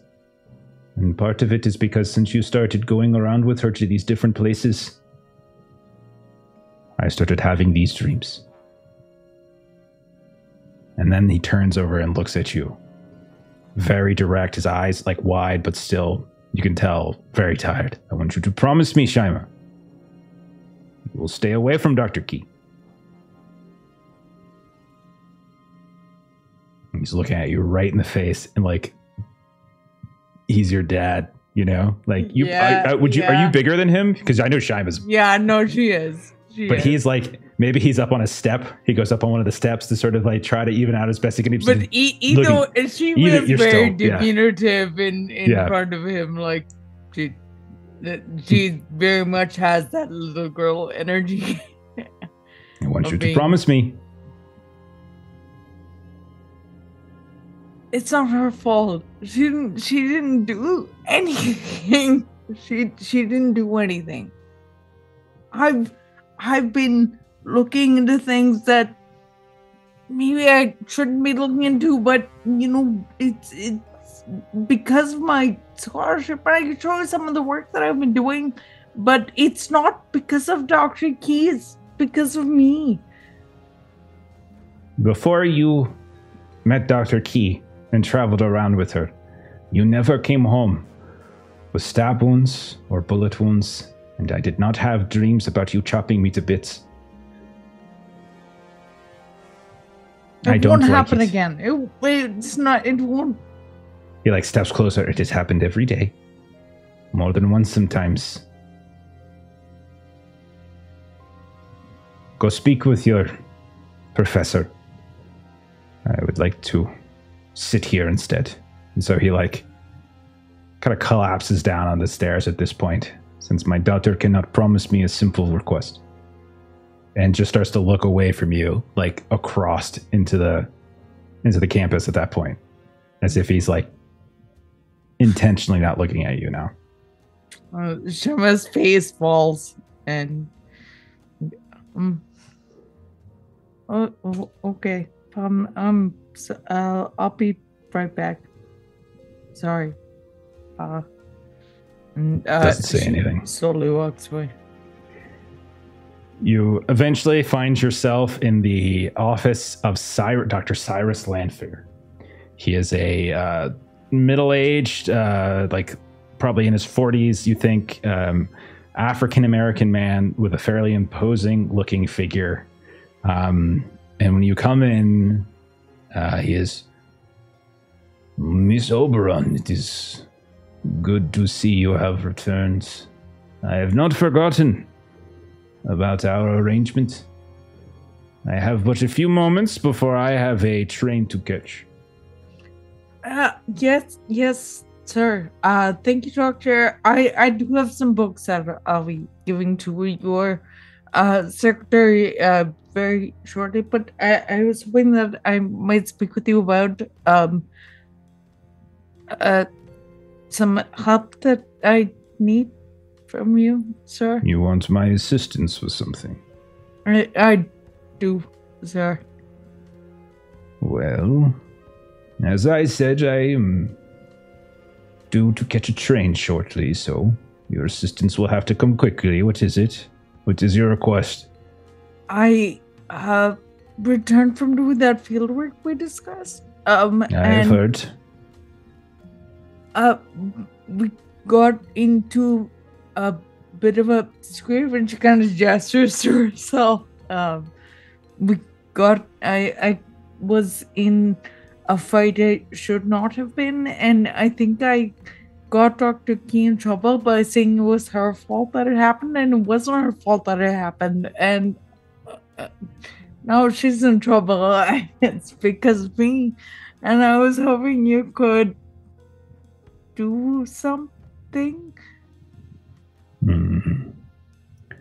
Well, I've heard through the gossip of the university something of this story. I am afraid there's little I can do to immediately help Dr. Key. I have no ill will towards her. Her reputation precedes herself. However, there will be a hearing. That is something that cannot be undone. But perhaps I could speak at that hearing. What little favor I have, influence amongst the administration. If you are earnest in your desires to help your professor, I admire that loyalty. I will say kind words on her behalf, but there is little more I can do. Once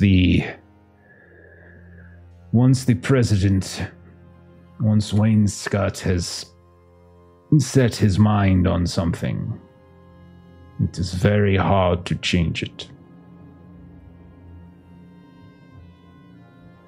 I don't know the president, sir, but I feel like if anybody can make the attempt, it would be you. So, Shaima, I spoke with Coach Traeger, and he said that he wouldn't be able to help, but Shaima, this has very little to do with you.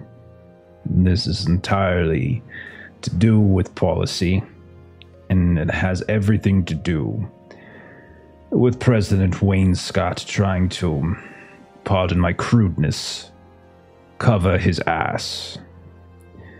Now, as I said, I will do what I can, and I will speak at a hearing, and I will introduce some gravity to your side of the story. But the truth is fairly straightforward. She is a faculty member of the Miskatonic University. The safety of students that are assigned to her are entirely her responsibility. Should something befall those students, be it by her hand or another's, it was during her watch. She will suffer some consequences. That is not something that we can avoid. But perhaps I could try to lessen some of those consequences. On a condition, of course. Of course, and anything. You have been collecting some tomes, it seems. Yes, sir. I have a short list that I'll be handing over to your secretary in the coming days. Are these the only tomes that you have collected? No, sir. There are others. Just I haven't had a chance to read them as yet. I would like the library to have them. Certainly. Let me read them, and if they are No. Miss Oberon, I feel you have misunderstood. I want the library to be the first to review them. Oh. Will it affect my grade, sir? Shimer, what do you take me for? We are making an arrangement to try to help your friend Dr. Key. I do you a favor and you do me a favor. Your grade does not come into play. You will earn the grade that you earn. Period. All right, I would just not want to be docked if I have not reviewed the text and it turns out to be less than what you were expecting there. Do we have an arrangement or do we not? Yes. Excellent. And he suddenly snaps his briefcase shut, and it's like this really loud snap. You will have all of the tomes you have collected, and any additional tomes that you happen to come across, you will deliver them to my secretary forthwith. Have a wonderful holiday, and I will see you in the spring. And he gets up, he starts putting his coat on, he puts a hat on, and he starts walking towards you, opening the door and kind of leading you out at that point. Okay. So, you eventually have a very awkward drive home with your father, who is giving you the silent treatment. And we will cycle back again, as the first week or two of your time in Arkham has been going great for everybody. Patrick, it sounds as though you are leaving the team to join Anna in a greater time. Is there anything else that you two would be doing? You can montage it, or is there anything else that you would be doing in addition to spending time with Anna? Just decorating the shop. Okay. Taking her out, maybe to the bars, let's go party like we used to. Okay. Maybe about 3 weeks in. This is probably a week before Christmas. And you go into the shop one day, and your partner is there. What's your partner's name again? I don't have it in front of me. His name's Peter. Okay. So many P's. Okay. So Peter is already there. He's opened the shop early. And you can tell he's working on somebody. And you're kind of sweeping up. You're getting your apron on, whatever it might be. And you kind of do a double take when you hear a voice. Yeah, so I prefer the warmth, but I'm out here, and I figured I got some friends I gotta visit. Is what it is, for the holidays. For the holidays, I definitely want to make sure, I bring season's greetings to all the people there. And you hear that voice behind you, and you swear it sounds like Jack Pisner. I freeze up for a sec, look over my shoulder. And you see, sitting in the chair, with a little apron around him and his hair getting cut, you can see they've already done a shave, and he's just kind of doing his final trim, is a very dapper looking Jack Pisner.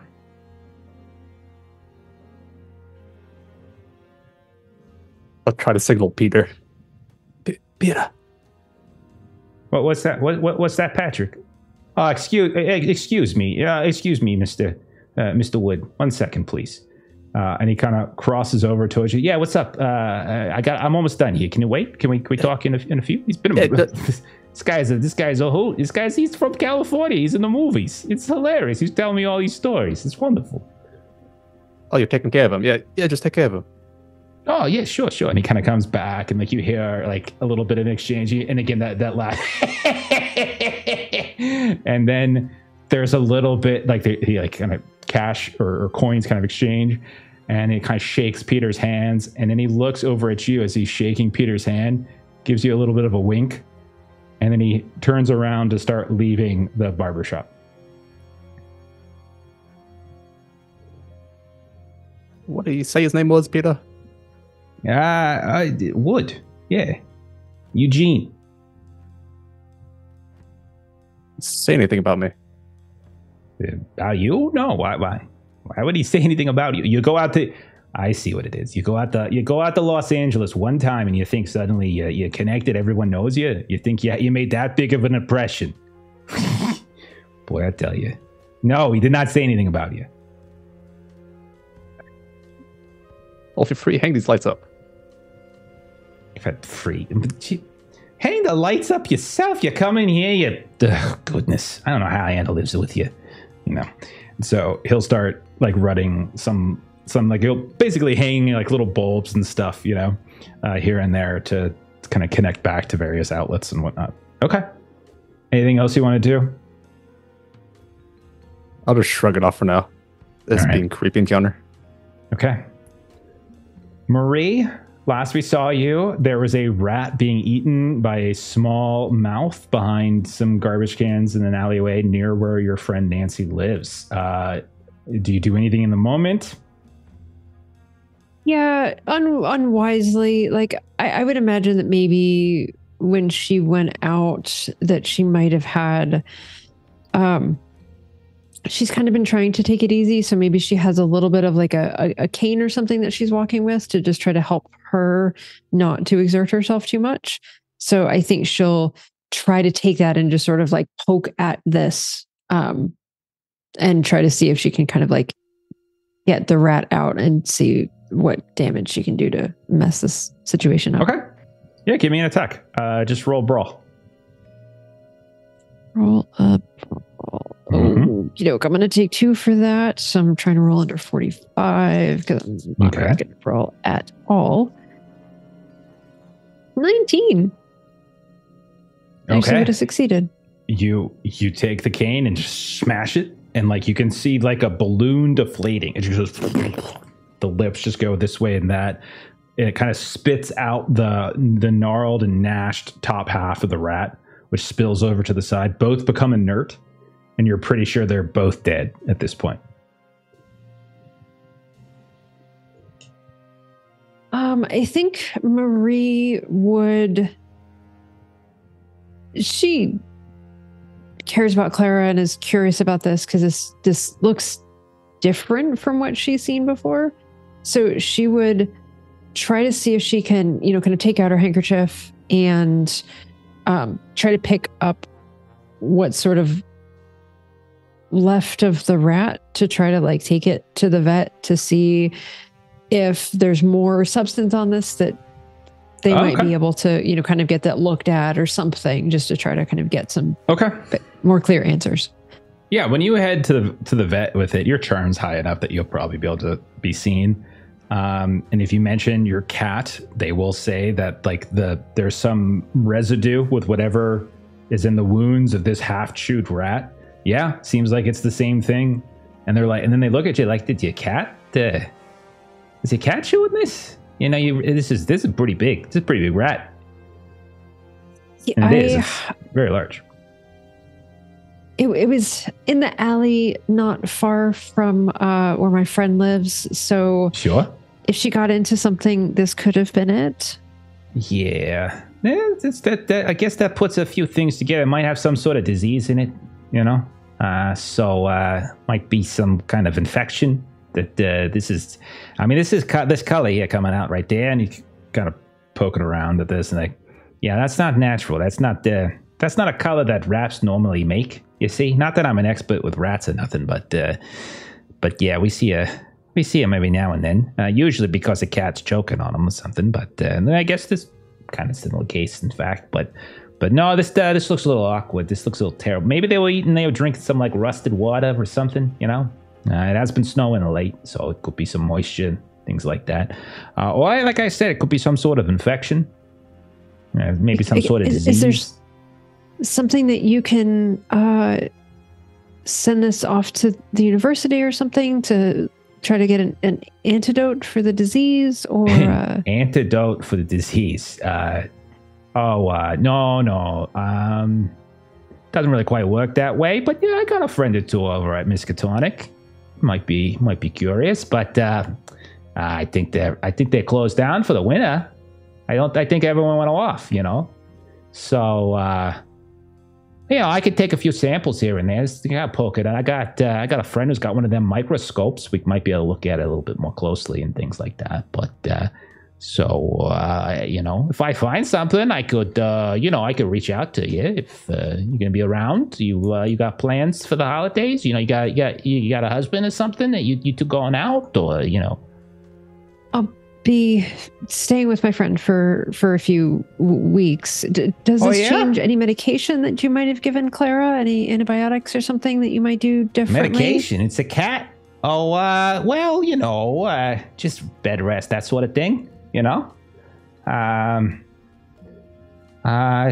You want medication for your cat? Sure, I guess, you could give her some aspirin or something. Maybe if she's in some pain. I mean, they're animals, they just sort of kind of work it out of their systems. And Marie's a little displeased by that response. Clara is important to her, and just because it is an animal does not mean that it is worthy of good medical care. Certainly someone in your profession would What are you talking about? What are you talking about? I cut open his stomach. I pumped out all the bad stuff. What's the problem? Well, you put a lot of work into it. Your friend was all up in arms about everything.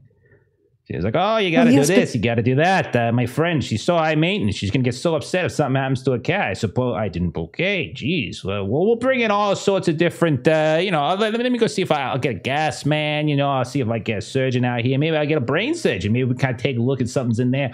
I'll send out all the different samples to Miskatonic so that they can dig into what sort of possible chemical might be in your freaking cat. Your cat ate a rat. Your rat was sickly, okay? It's any rocket science here. Jesus. Anyhow. Well, I do believe that is uncalled for, but I thank you for the good care that you have given to Clara, and I hope that as she has not yet recovered, that perhaps some additional medicinals could further aid her recovery. What do you want me to prescribe medicine to a cat? What are you talking about? It's a cat. I didn't realize that was quite the unnecessary step for care. Listen, I don't really know what you want me to do here. If it was your daughter, sure, I'd give her something. If it was, your father, your friend, whatever. It's a cat, though, it should be fine. You just rub some dirt on it. You'll give it a couple days. She'll be all right. Give her a few pets. Give her a little saucer of milk. Have her a couple days. I'm sure she'll be fine. And Marie just sort of deeply inhales and just sort of tips her hat a little bit. Again, thank you for the quality service that you provided to her. I do hope that you and yours have a lovely holiday season. And she'll just turn on her heel. Okay. And then, you walk out, you hear him mumble some smart ass comment under his breath, as you leave. We'll say that's that. Okay. Bev, let's do another check-in with you. Last we saw you, you had left your uni. Uh-huh. You've got your books. You ignored the inside your office. Yep. You got a summons to the president. You apparently will be going under review next semester. There's going to be a full hearing about your conduct in Mexico City. And so you are kind of off on your own, really, with no real responsibilities at uni. What have you been doing? She's kind of been all over the place. One of the first things that she did do was she did reach out to Janet because of the hot water that she kind of found herself in. Okay. And so she's reached out about that, about Pastor Wood, provided what information she could on that, and then advised again that she's not supposed to have contact with Shaima, and so she's just kind of been listless. But one of the things that she does do is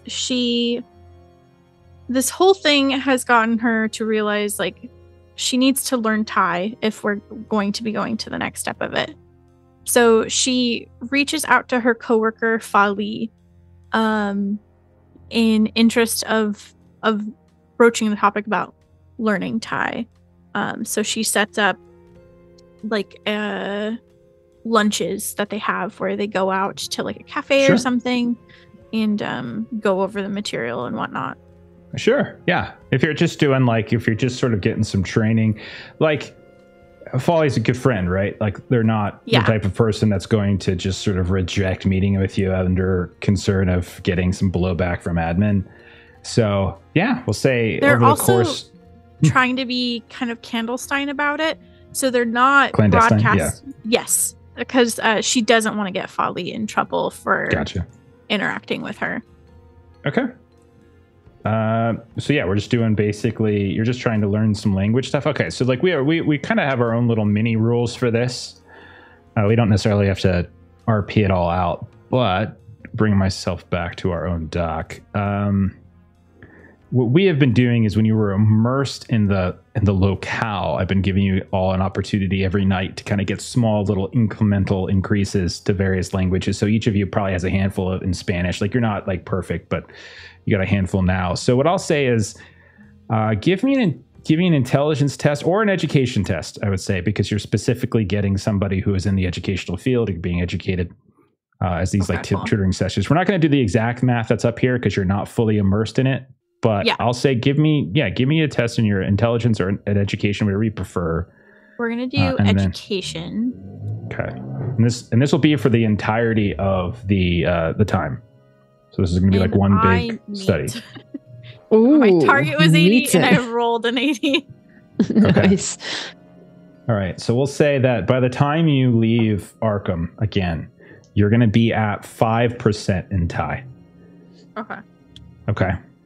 And that's over the course of essentially a month of study, and it's nice. Like you're probably better at reading and sort of digesting what's written, and it's like the quickness of conversational tie is a little bit harder for you until you become more immersed in it. Mm-hmm. But you probably can do a little bit of it, especially like reading various documents and stuff. Cool. Okay. And then Shaima, was there anything else? I know you had talked about doing the coach thing and doing the book thing with Cyrus. Is there anything else that you wanted to do before we kind of move to a meeting with Janet? We don't have to RP it out, but Ashley, thank you for reminding me about this. But those runes in Joy Grove that Buddy had drawn to maybe keep the dreams out. She's gonna try and draw those in her parents' room. Oh, okay. Give me a. That's really nice interesting. Callback. No, Ashley reminded me, so thanks for that, Ash. Yeah. Back in Savannah, when this first got started, you all did discover, like in some of the areas within Joy Grove Asylum. That there were these mixtures of different cultures and customs. Give me an occult test to see if you just kind of put them in the right array or put them in the right order, that kind of thing. Cool. Did you and before you roll, sorry, go ahead. Yeah, well, before you roll, did you write them down? Did you take drawings of them? Do you remember? I did. Take a bonus die then. They were with my for the paper I was reading at that point. Okay, so I thought so, but I wanted to be sure. Take a bonus die since you have in fact drawn them before. May I also have an audience die because I really want to succeed on this. Really? Come on, you don't. Oh need no, parents. I have a 15 occult. Sorry. You don't need parents. What are you talking about? Be fine. No one's surviving this. This is gonna be. The whole world is just going to be one giant mouth. Is going to be gulp. Like a hungry hippo just coming out of nowhere.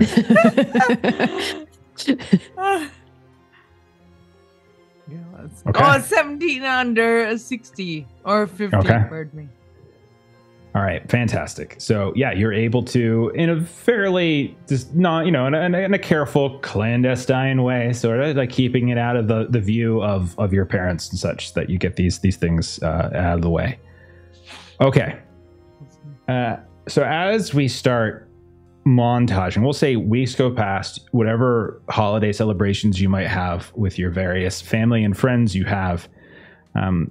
Winter becomes even thicker and darker, and snow begins to fall. It's extremely cold.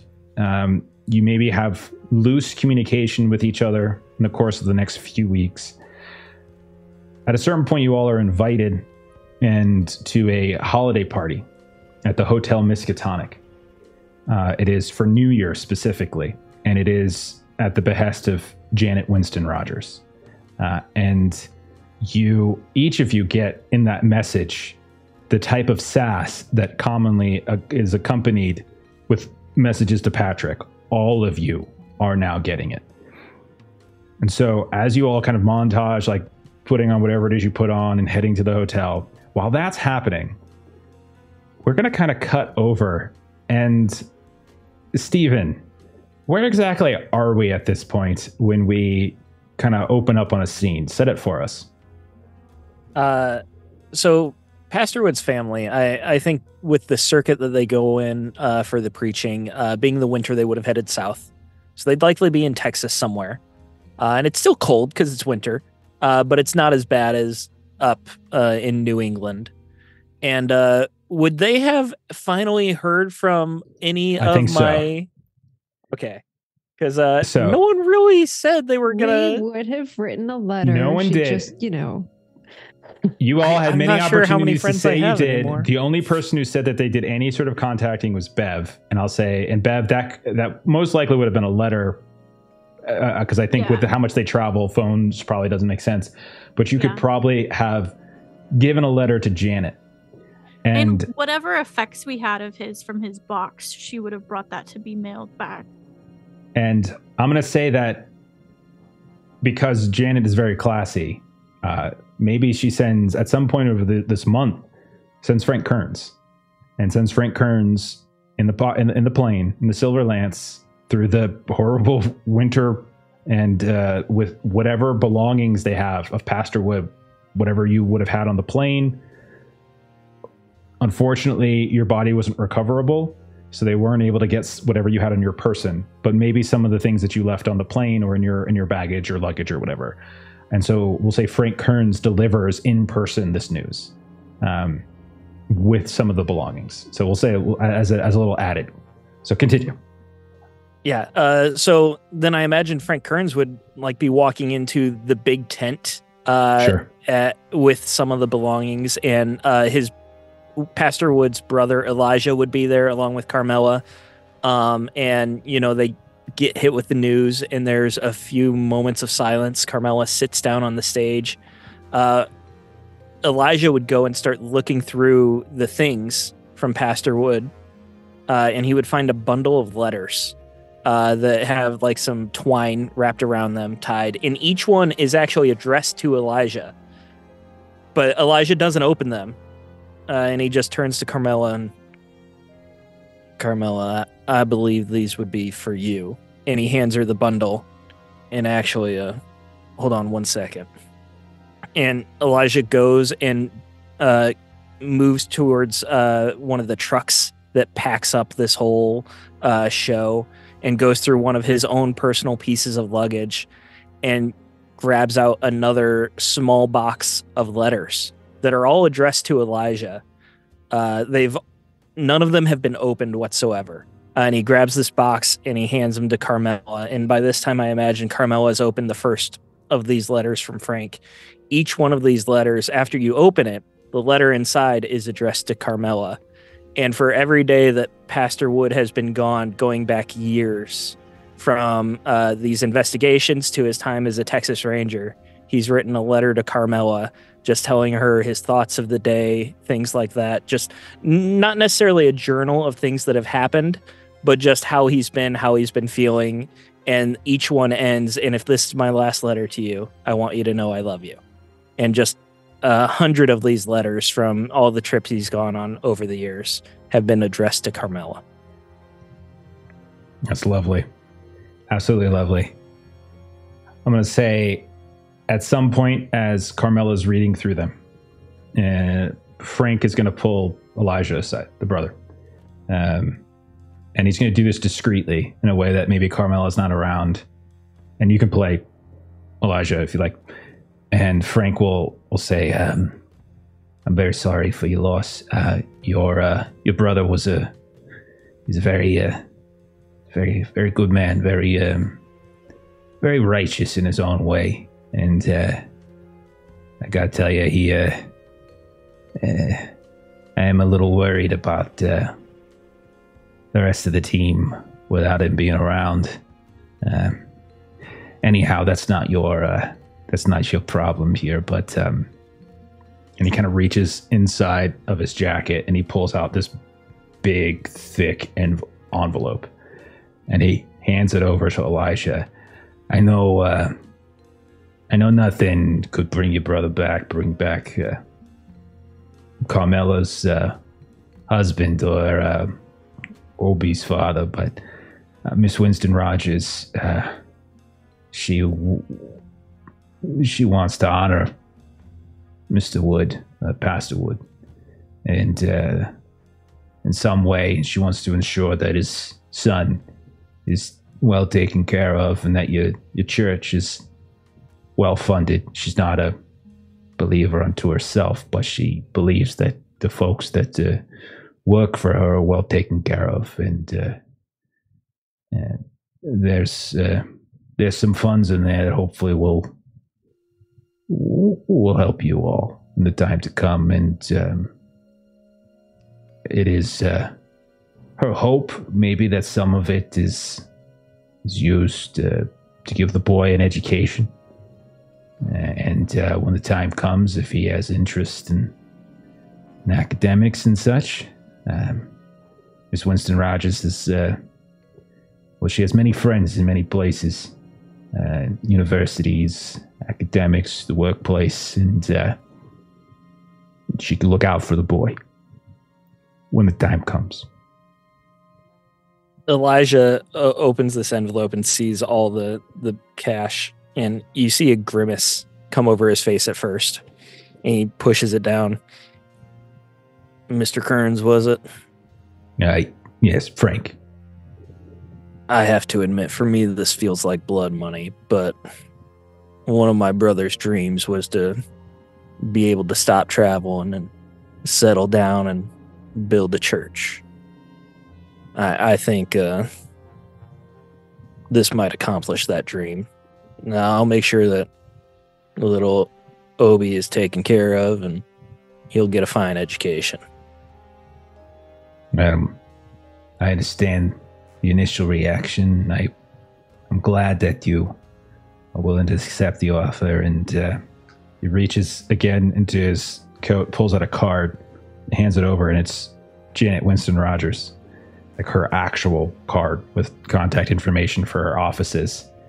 As I said, Miss Winston Rogers has many contacts, not just in academics, but in property. When you find a place that you want to settle, and you're looking for someone to perhaps grease the wheels to ensure that you get the land that you want, she knows a handful of people who could help. Yeah, I think we're probably not going to stay here very long. When you get news like this, it tends to taint the memory of wherever you are. I understand. If you need to find us again, I think we'll be heading a little bit more west, maybe Phoenix. Well, all right. I don't really understand why anyone would want to settle in that place. I hear the weather there is, well, it's as if hell has boiled up onto the surface of the earth. But, sometimes you need a reminder of what life is like and what's waiting for you in the afterlife. Who needs Jesus more than the people who live in hell? That's well said. That's well said. And he kind of extends his hand, Mr. Wood. Elijah would shake it. And he goes over and he nods again to ma'am. And then he kind of walks past Obi or something, maybe gives Obi a tap on his shoulder. And then we see Frank Kearns leave the tent. Okay. So then we cut back and we are sitting around a very familiar conference room table. We hear the muted sound of jazz music from somewhere else. We are in the Hotel Miskatonic. It is New Year's Eve. You all had a hell of a time getting into the hotel. You are expected to probably have dressed well. And whether or not that was easy for you all to accomplish, who knows? But some of you had to dress up since the last time you were here. We can see that the head of Janet Winston Rogers Security Eddie Walnuts is kind of standing by the door, just like looking at you all, just nodding. Occasionally, he kind of leans over to his compatriot Mickey, and they sort of talk at kind of a higher level about rhetoric and theology and such. And he's just I don't really understand the obsession with Christmas. It's kind of an odd thing. Really strange if you think about it. It's sort of associated with Judeo-Christian stories and such. But if you really think about it, it's very pagan. It's very pagan. Kind of has like the Christmas tree, the Yule log. All these things don't have roots in in Christianity of the wood. Not that I have anything against it. And then the door opens up, and in walks Janet Winston. Oh shit! And he stops talking. As Janet Winston walks in, and she is in full, beautiful gown, glittering. She has this scarf that glitters just as much. She has what looks like some kind of tiara on, and she looks stunning, absolutely stunning. Every time you've seen her thus far, she's been dressed relatively professionally, but this is the first time maybe you've seen her really go all out. And she looks around at all of you, and she says, "Oh, hello, darlings. It's about time you come to see me. I've been trying to get your attention for quite some time. It seems as though invite you to a party with free bar and free booze. It's the way to do it. Well, I'll know that for next time. Now, I've spoken with Dr. Key. She's the only one here who seemed decent enough to contact me and explain to me a bit of what happened to the poor pastor. And Mr. Kearns, and the door opens up and in comes Frank. Mr. Kearns is seen to deliver Mr. Wood's things to his family. You can rest assured that they will be taken care of, though, as far as I understand it, they seem to be quite disappointed that none of you all reached out to the man and expressed your condolences directly. I encourage you all to at least show a little bit of human decency at some point. After all, he was one of your compatriots, and he died, as far as I understand it, trying to defend you all. Now, it's time to get down to business. Are you ready to continue your investigation? That's why we're here. Is it now, Patrick? It's come to my attention that you're considering another line, something else to do with your time. Settling down, becoming domestic. Is that the case, Patrick? Not until this is solved. Well, I'm very glad to hear it, that your determination is undeterred after the dissolution of your, what did you call it, Mr. Kearns? It's the PP gang, madam. Yes, after the dissolution of your PP gang. You're well informed. I pay very, very highly to be so. Mr. Kearns is a very dutiful servant. Is that right, Mr. Kearns? Yes, ma'am. Now, what all do you have to tell me? I want to know everything that went down in Mexico City. I want to know what you learned. I want to know what you learned about this cult, this organization, this Jonathan Brooks, yes. And I want to know where you're going next. And I want to know now, because if I'm late for the ball drop, I'll be very upset. Seems to me that they're working with hell itself. What's that there, Patrick? I couldn't hear you. Just tell them about crazy stuff we saw in Mexico and how it's leading us around the world. We just see this like montage of like Patrick talking, and then every now and then someone else kind of chimes in and kind of fills in, and she's just like making faces left and right, and then like kind of Frank glares, and then you kind of look up at like Eddie Walnuts, and his face is like wide, like what the fuck are you talking about? And then we kind of come around, and then we come back to Jen. She's like, well, that's quite a story. Sorry, very happy with myself. That's quite a story. So, it seems as though Mr. Trammell is taking on some sort of leadership role after Echeverria, you said. But now you claim to have taken care of Mr. Trammell in Los Angeles, and now the dearly departed Pastor Wood is taking care of Jonathan Brooks. It seems as though there are additional disciples of Mr. Echeverria out there across the world. And this Malta, this Bangkok, and then you said you had reason to believe there might be some additional dealings, business down in Mexico. I am assuming you all don't care to go back south across the border just yet. No, ma'am. Are you sure that this is the type of business that you should leave untended for some time? you have any concerns that not dealing with it now could lead to potential consequences later?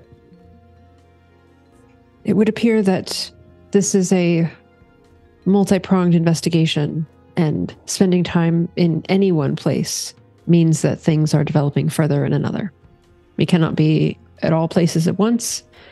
It seems wise to not return to Mexico and instead proceed to Bangkok. Bangkok, I see. Oh, goodness. It's been quite some time since I've been out to the Far East, so... Mr. Kearns, do you think your plane can make it out there? And he's like, Miss Winston Rogers with a few stops along the way, some refueling options. It'll probably take us a few days in the air, multiple stops. We're probably gonna go up to Newfoundland and then Azores, maybe to Casablanca. Yeah, I think we can get there. You know, hop, skip, and a jump. Few hop, skips, and a jump. They don't really get too sick very often, so this lance seems to be in pretty good condition. I suppose I can make there if you, fuel's going to be expensive, though. Money's no object, Mr. Kearns. Money no object at all. Now, there's only 4 of you. 5 of you unable to get the job done properly down in Mexico City. Do you think the 4 of you are going to be able to take care of business down in Bangkok? We need another. Well, I'm afraid that my circle of trust only extends so far. And with Mr. Wood now gone, that has shrunk even further. Do any of you all have any potential ideas where we might find someone a little more qualified? And, like, she's looking around, everyone's kind of like, mum. And, like, Frank Kern, yeah, I was thinking about that, ma'am. I might know a guy. You might know a guy, Mr. Kearns. I am filled with a great deal of enthusiasm and confidence by you knowing a guy. Maybe. He owes me a favor. You can't say who this is. I would ask for maybe you give me extend a little bit of trust my way. A little bit of trust your way. Well, Mr. Kearns, I think you have earned it. Anyhow. Okay, Mr. Kearns, you can recruit your man or woman, whoever it might be. The rest of you all, I do not want to have to make the types of letters that I had to write to Mr. Wood's family. He had a son, you know. Did you all know this? He had a son? We did. That son does not have a father now. Are you happy with that? No, ma'am. No. No, I suspect you wouldn't be. I think it's time for you all to use your heads. I think it's time for you all to use your brains and ensure that the job gets done the way it needs to get done, because I'll be honest with you. You are the only ones working against whatever organization this is. Whatever organization my father tried to work at, and, well, he died a very lonely man. And many of those that he worked with, well, they died a lot sooner than that. I suspect Mr. Wood will probably not be the only casualty. But let's just hope that maybe, a little more dedication, a little more patience, and a little more strategic thinking, we can kind of keep those deaths down the line a little further. So, you leave tomorrow? Is that enough time, Mr. Kearns? And he's like, definitely that's not enough. But he's like, yes, ma'am. I trust you all have... Mr. Kearns, I can probably help with any tune-up you need to do on the plane. Serge, I'm with her 50 week. Can I go prepare? Okay, he's like, yeah, sure. It'd be good to have a second set of hands. Absolutely. Oh, wonderful. I like that kind of spirit there, Miss Oberon. Like that kind of spirit indeed. Now, you all are going to be extended beyond your normal tasks, your normal skills. You're going to have to reach deep, find that moral center down there. You have anything else to say to me before we leave? You look lovely in that dress. Well, thank you, Patrick Price. Oh my goodness, you clean up quite well yourself. No, in another world, could have called Walter father-in-law. She's like taking a sip, and Janet is usually very kept together, and she... In another world, indeed. And then she sets it down and stands up. Give my regards to Anna. And then she turns and she starts to leave. And like Eddie Walnuts quickly rushes out of his seat and he grabs the door, kind of opens it up for her at that point, and they depart. Okay. Last call for business. Last call for business.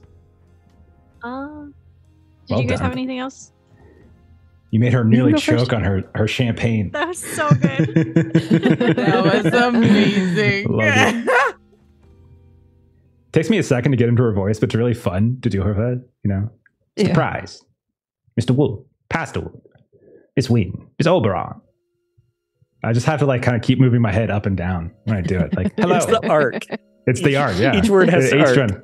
He's like, Miss Oberon, Miss Wheaton. It's so fun. Okay. You all have like 24 hours if there's any final business that you need to attend to. We good?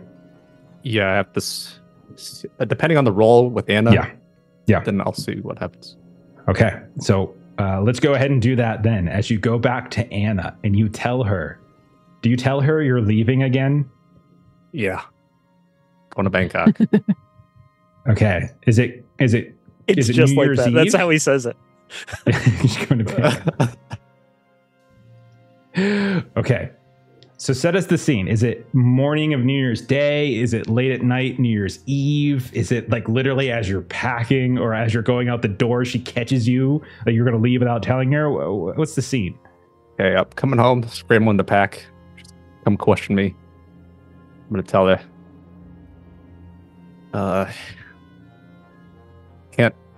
Can't give this up, Hannah. I have to figure out what's. You promised.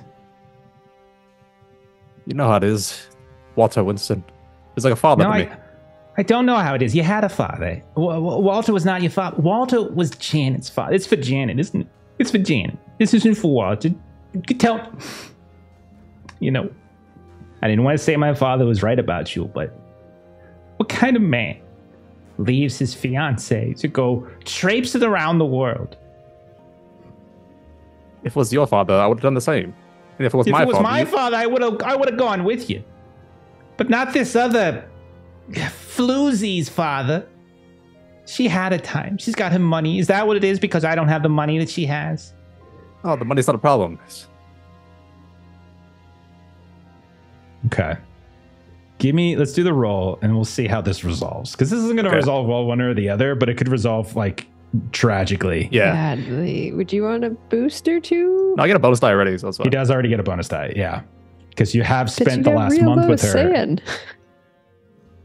He's still got like a 60-something% chance of making this. Because he's got two Oh. die. Yeah, because he's got a 38. He's got a 38 in sand, and he's got 2 dice. So it's 60-something%, I think. Okay, so self-help bonus die on sand chick. My sand is currently 38. Oh gosh. Oh. That does not look Gosh. good. The 77 is my That's- lowest. 77 is your lowest. Son of a So in this case, because I failed, I lose the key connection. You do. You know what, Anna? I think Jenna was right. You are just a floozy.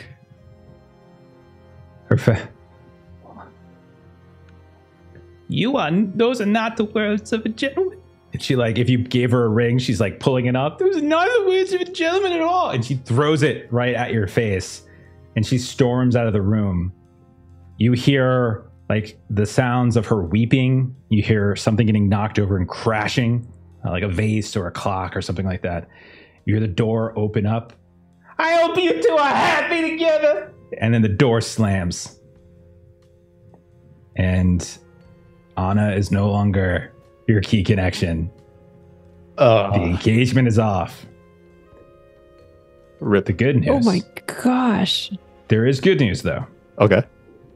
The good news is that Marie doesn't have to do the wedding now. Am I still safe for you? You are unfortunately still insane. Okay. Oh, so you still have gosh. indefinite that's insanity. rough. And you don't get to restore any of that sand that you got on the Yeah, I road 'cause lose you one failed. sand actually. You lose, Let's yeah. go. So you're down to 37. You just This is why you go to therapy. This is why you go to therapy. at least because you might have still had a fiance at that point. Okay. Oh. We'll say if there's no other business, how so I was actually going to ask, like, Shaima, how do you get out of the house? Like, your dad's been giving you the silent treatment, your mom has been sort of hovering. How do you get out of the house? Do you just sneak out? Do you tell them? Do you lie? How does Shaima get the hell out of the house? I think she because she lives on the dorms, like, really. She makes some excuse about having it's not many excuses. It's more like, I need to not be around this. And she will say she has to work on some stuff and she needs to be in the dorms to do it. And, bathe the library, lay towers, and all that kind of shit. So she goes to the dorms and basically will leave without telling her parents she's leaving. Okay. So you sneak out of Arkham without letting them know. Do you and like your dad, is quite upset with you. Your mom maybe not. I would like to ask if he is still having the nightmares after I did the runes. It's a good question. Let's find out. He is not. Okay. He is not. That makes me feel even better about leaving. All right. But he is still giving you the silent treatment. And you do leave. Bev, you had spoken up a second ago that you have something? Yeah. She takes the time because she's already packed. Because she figured this was another thing that's going to happen. So she takes the time. She writes a letter to Ed Exley. And then she also sends a letter to Pastor Wood's family, both to his wife and then again to his cousin to check up on them and see how they're doing. And then that's kind of her bookkeeping for the time. Okay. That sounds really good. Anybody else? Marie, any final things before you leave? Marie would also have sent a letter off to Carmela, and she would. Now you guys do. You got guilted into it by Janet.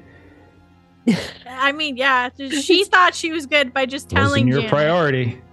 No one said you had 2 rounds of scenes that you could have done it, and you chose not to. Just saying. I already made notes. I already made notes of who prioritized me. I still chose not to after the chastisement.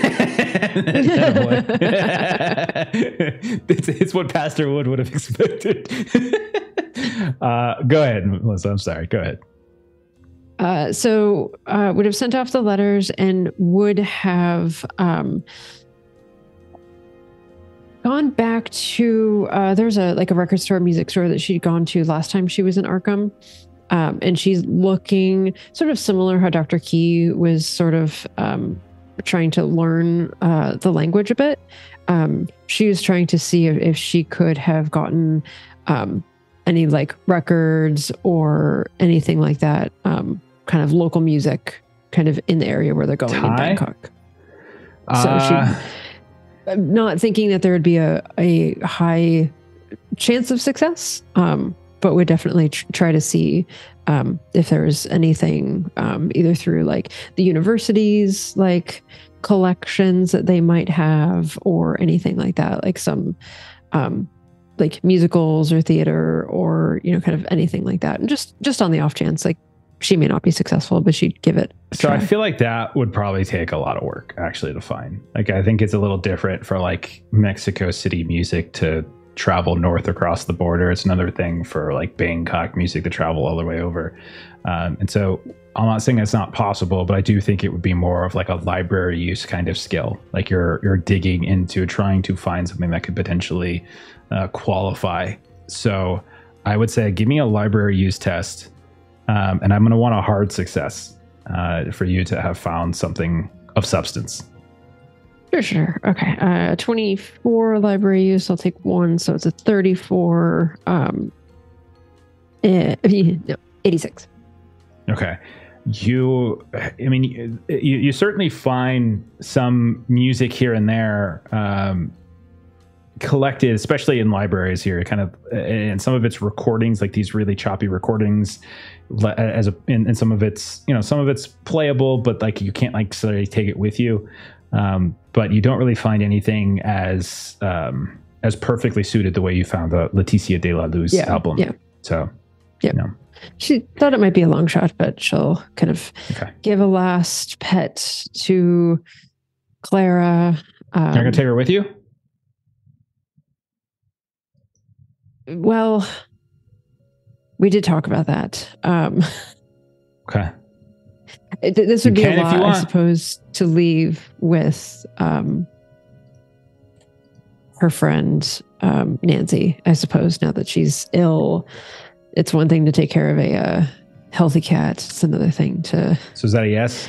Have vet bills and all of those things. Yeah, we talked about it before, that she should really take Clara with her. Okay. So she will. It is literally your pulp talent, right? Talent. And you're just not bringing it with you, because you could actually use the cat to like sneak into places and do things, like give it small commands and stuff. So, okay. So we'll say then we kind of see this Indiana Jones style montage with like a group of you all showing up at this hangar outside of Arkham. We see Frank Kearns is there. Shima's maybe there early. The two of them are kind of covered in grease and kind of going through some basic maintenance and sort of checking this and that. Eventually we see Patrick showing up with some kind of, and looking like he's got a little attitude. Bev, you show up, you've got variety of probably books and things like that you've brought with you from your office or maybe from your home, and we see Marie showing with a cat, and then we don't have to play out, but we see definitely a role play moment of Frank like definitely arguing with whether this is a good idea or not, but eventually losing that argument as Marie and Clara board the plane. We see the plane start to stir out of the hangar, kind of goes down the runway. We see it take off, and then we see kind of superimposed over top of the plane, kind of flying in the air. We see the map, like the world map and the red lines as it's starting to kind of travel about. The first line goes up from Arkham. We see like Newfoundland, and then we see it cut and turn and kind of go off down into the Atlantic, down in towards the Azores. Then we see it kind of curve again from the Azores, and we see it kind of travel not quite to Spain, but then kind of curve a little southward. And we see it come to a stop at Casablanca in Morocco. We see the plane come down and land. We see we see Frank kind of turn around, and he's like, I got some gotta do some maintenance work, some kind of fill in some fuels, and I got an errand I gotta run. So let's go ahead and let's just take a little time here. All y'all, go to Hotel Excelsior, drop Jan's name. You'll be able to kind of get a quality room. We'll meet up later. Marie, you'll probably like this. Is pretty lovely. It's a pretty lovely cafe. At night, it's a club. Le Petit Pousset. My French ain't that great, though. We'll meet up there later, if that's all right. Yes, of course. Okay. So, yeah, I'll go ahead and, I just got a few errands to run, if that's all right. And, like, that montage kind of continues as you guys, like, kind of fetching a cab kind of taking you. We see this beautiful Hotel Excelsior. We see like it's a grand structure, these French colonial architecture. We got all this luxury, right? But also this Moroccan influence. It's kind of blended together. Marble floors, grand chandeliers, got potted palm trees. All creates this this level of elegance, this old world charm.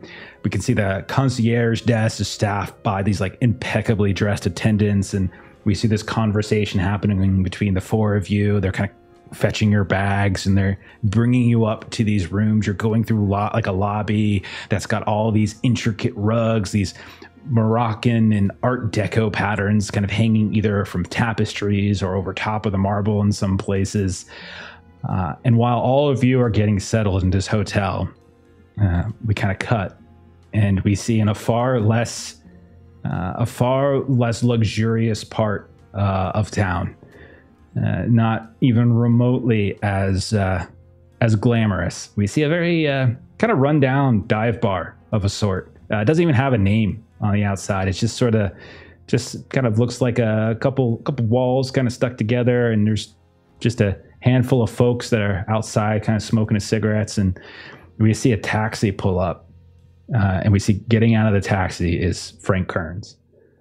And we see Frank Kearns, he goes and he like kind of goes up to the door itself, and he kind of looks over, he talks to a few of these people who are out smoking, and he's like kind of moving his hand like he's kind of describing something, and they like nod their head and they kind of point inside like, and he's thanks, and he kind of comes over and he kind of gives them a little tip, kind of puts a coin or bill in their hands, and they kind of wave it off, but he insists, and he goes inside, and we see a dimly lit smoky dive bar. It's tucked away and honestly nowhere close to the glamorous parts of town. This like kind of narrow alley. The floorboards are creaking over the top of like the music. We can kind of hear this kind of creaking happening. Air is thick. There's tobacco, spilled beer here and there. The clientele looks to be a mix of like dock workers and drifters and many a disreputable looking expatriate. And they're all kind of hunched over their drinks. The bar is scratched up wooden counter. There's this grizzled bartender that's like lazily wiping down glasses, not paying attention to any of the patrons. There's this battered upright piano in the corner. It's completely ignored by everybody. No one's playing it. And there's these flickering oil lamps. And we see Frank sidle up next to somebody. And he says, yeah, I thought I'd find you here. How you doing, kid? And Steven, tell us who he's talking to and how you respond. So Will Sawyer is a young kid, and from the way he's been interacting in this bar, I imagine that he was gambling, like throwing dice with people at a table, cheering, and he was probably losing as well with the way his luck tends to go. He's very clearly American from all his mannerisms and things like that, the way he's talking. He's speaking very poor French as well to communicate. He's early 20s, maybe. He's got this dirty blonde hair. It's the bowl cut with like the split bangs. And he's wearing a military cut shirt, but it's not an actual uniform. It's just that same sort of style. It's a green shirt. He's got the suspenders to hold it down, and then the bandana that's covered in dust. Very clearly has been in North Africa for some time with the way he's dressed and experienced around here. And he sees Frank, and his eyes just light up. Frank, you old bastard, what brings you around here? Well, kid, I gotta call in a favor, and you owe me. I know I owe you. I told you. I'll be there whenever you need it. And I'll pay you back right now. Hey, can I get a beer over here for my friend? And the bartender he looks up, and he reaches down and he kind of grabs what looks like some kind of really dark brown glass bottle, pours it into one of the glasses that he hasn't quite cleaned, and just slides it down the bar in your direction. You're able to catch it. Like Frank kind of takes a look at it, and it's a little dirty compared to what he's used to, having worked with Janet Winston Rogers. Yeah. And he takes this big swig and starts chugging it all the way down, and his like eyes squint, and he puts it down. He's like, how does that taste good? I don't understand. You learn not to taste it. You go past the tongue all the way down the throat, and it gets the job done. How you been, friend? I don't want to hear about tongues. It's been so long. I don't want to hear about throats. Kid, remember that lady? Well, the company. I'm still working for her. You're still? I mean, they pay well. And I got my own wings. Can basically go anywhere I want. It's really, honestly, not that bad. You got your own plane now. Are you looking to get back into? No. No. No. And besides, well, I mean, you got your own plane. Could be some good money in it for you. I know some people. Kid, I already make good money. And there ain't no way that you're making better than what I'm making. Okay? Let's just... Hey, I understand. I understand. I'm just asking. If you did, you wouldn't be in this place. No offense. And the bartender doesn't really seem to care when he kind of says that to him. Well, hey, I mean, it doesn't look like much, but, you know, you throw away money at one of your fancy little places you got the tuxedos for, it just goes in a couple days. Here, you get to retire in this kind of place. Yeah. You're not feeling, anchored here, right? You're free. You can move. Yeah? Oh, I mean, anchored. I don't like the idea of having like a weight around my neck, if that's what you're asking. But, I got friends here. If you need me to make some connections, I'd be happy to do it. I'll pay you back however you need. Nope. You need another beer? No. I'm on a bit of a time crunch here, kid. I've been escorting a crew of specialists, let's say. We've been out to L.A., down in Mexico City, and we are halfway to Bangkok now, and we are undergoing various tasks at the behest of Mr. Winston Rogers. And we ain't talking about pharmaceutical deliveries. I'm gonna be honest with you. We just ran into a problem. And one of them, they didn't come back. The rest of them, though, kid, they're kind of soft. There's a jazz singer. There's some academic guy who cuts hair. He says he cuts hair, but I don't know. Honestly, the only one who probably really handled themselves in a fight got this freaking wrestler lady. I don't know. She's a student. The librarian. I never seen a librarian throw punches the way that she can throw them. But ain't any of them have the savvy that you got. And I think you could be a help. What are we talking here? Are you looking for security, or are we kind of, are we digging in deep? Are we gonna? What's on the line? How about that? Kid, I can't bring you in unless you're in. Oh, I'm in. Let's move past that. I'm in. Well, let's have one more of these shitty drinks here. And I'm going to go introduce you to the team, and we'll have a much better drink over there. What do you say? Bartender, 4 drinks, 4 beers. And he kind of looks like this lazy look in your direction again, just kind of shakes his head and starts filling up 4 glasses. He waters them down, you got to have 2 for each one. So he shakes his head, starts drinking them. And we see, as we start to fade out of there, the 2 of you talking this way and that. Camera kind of pulls out from the dive bar. And we're going to go ahead and we're going to stop there. And we're going to pick up on that next time, where you all get to actually meet your new party member. Sweet. Holy crap. Okay. Dude's in Casablanca. I gave Steven a list of places that are probably going to be on the stop. You knew which one I'd pick. Dude, I'm I knew he was going to pick Casablanca. Cool. How cool. I cannot get over how fucking cool. This is just so stylish. I can't. It's so cool. Oh, goodness. Jeff knows awesome. I like Old Hoagie. Oh yeah, fucking me too, man. Jesus. From what I could tell, is legitimately a stop on this kind of flight. Like this is legitimately a stop. Cairo is another good one. Like you could have met him in Cairo. That could have been fun. I mean, Azor is kind of cool too. I actually like this because Sherman's language actually is French. Like she actually perfect speak French. So it's still basically under French control. Yeah. So there's French Foreign Legion everywhere right now. So we'll pick up on that. We'll have a little meet and greet with Will Sawyer. We'll see how that goes, and then we're off to Bangkok next time. Man! Yay! I love that episode. You have backstory with Kearns. I know, it's so good. I love Frankie Kearns. Extra cool. Like Noir, Casablanca, and like Link to Kearns. Like I think that's the style cool trifecta. Like I don't think you could legitimately do anything cooler. We are building up Will Sawyer pretty big. Better not disappoint. First roll, critical fail. Oh, jeez.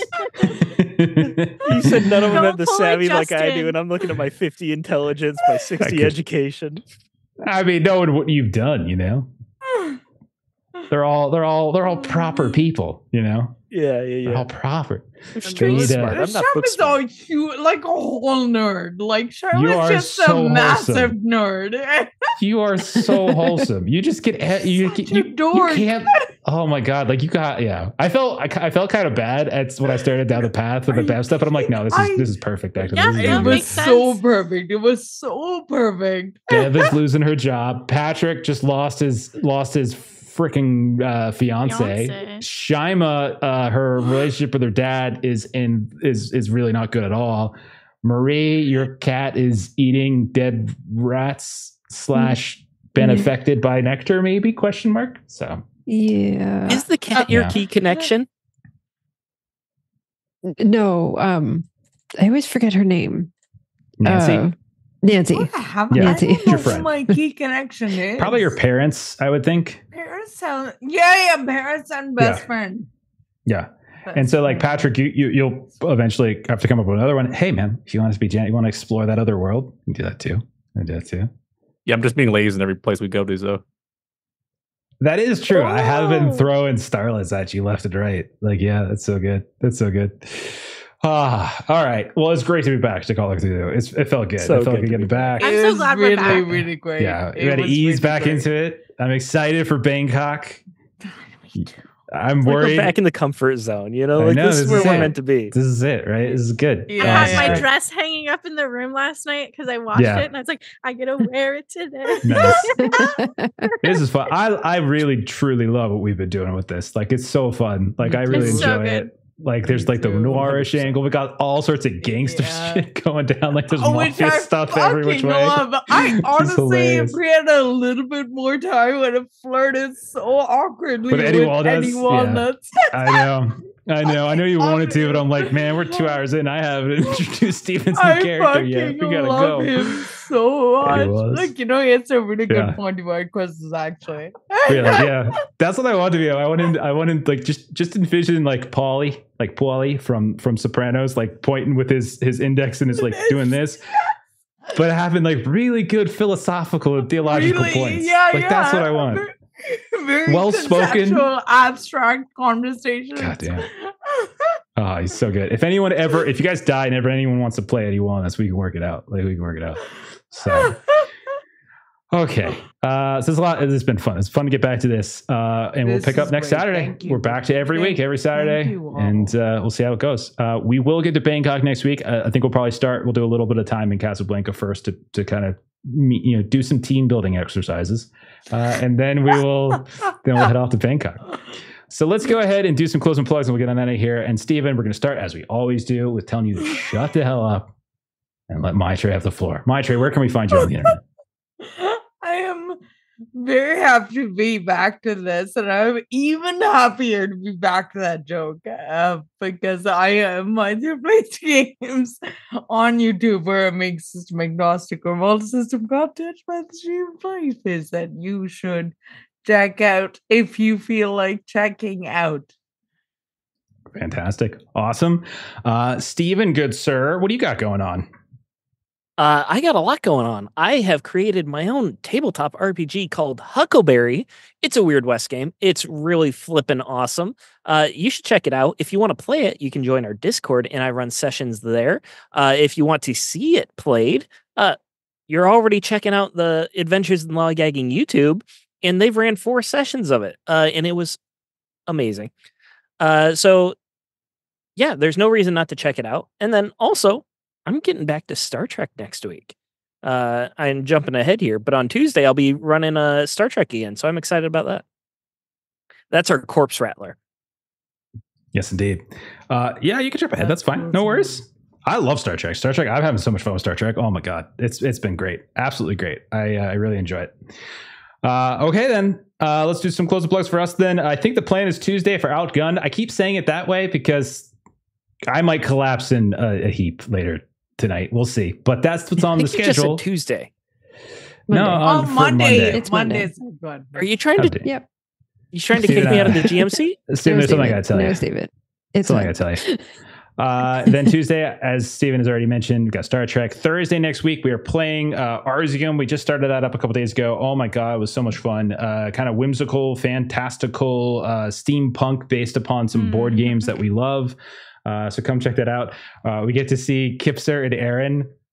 They're in good moods. They're happy and they're hanging out and friendly with one another. It's so weird. Yes. It's amazing. It's so much fun. Uncanny Valley, but in a good so phenomenal. It's like there's almost a point where it's like, are they being sarcastic? Like no. They're really friendly. Happy. No, not at all. It's so much fun. But come check that out because we do have a giveaway. We're going to be giving away a copy of the game. So if you want to come hang out and hear about how to enter, you can come check out that stream or just jump into the Discord. And then next Friday, we should be back to Dragonbane and doing more fun, fanciful, fantastical things with swole frogs.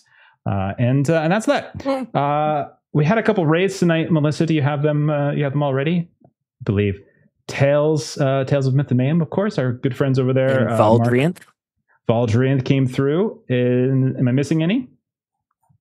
Okay. I think it was those two. We're good. Thank you, everyone. I know you all. I know there's a bunch of you who are sending out some subs and some bits and stuff. I thank you so much. I see it, but sometimes I'm so locked into the scene that I don't always get to acknowledge it. But I really appreciate it. We are going to go ahead and raid someone as well. Demon X. Demon X has been raiding us a lot lately. Let's pay back the favor. They're playing some Cyberpunk Red. Let's go check out some Cyberpunk Red. Have a great rest of your weekend. We'll see y'all later. Bye-bye. I'll be seeing you. Bye.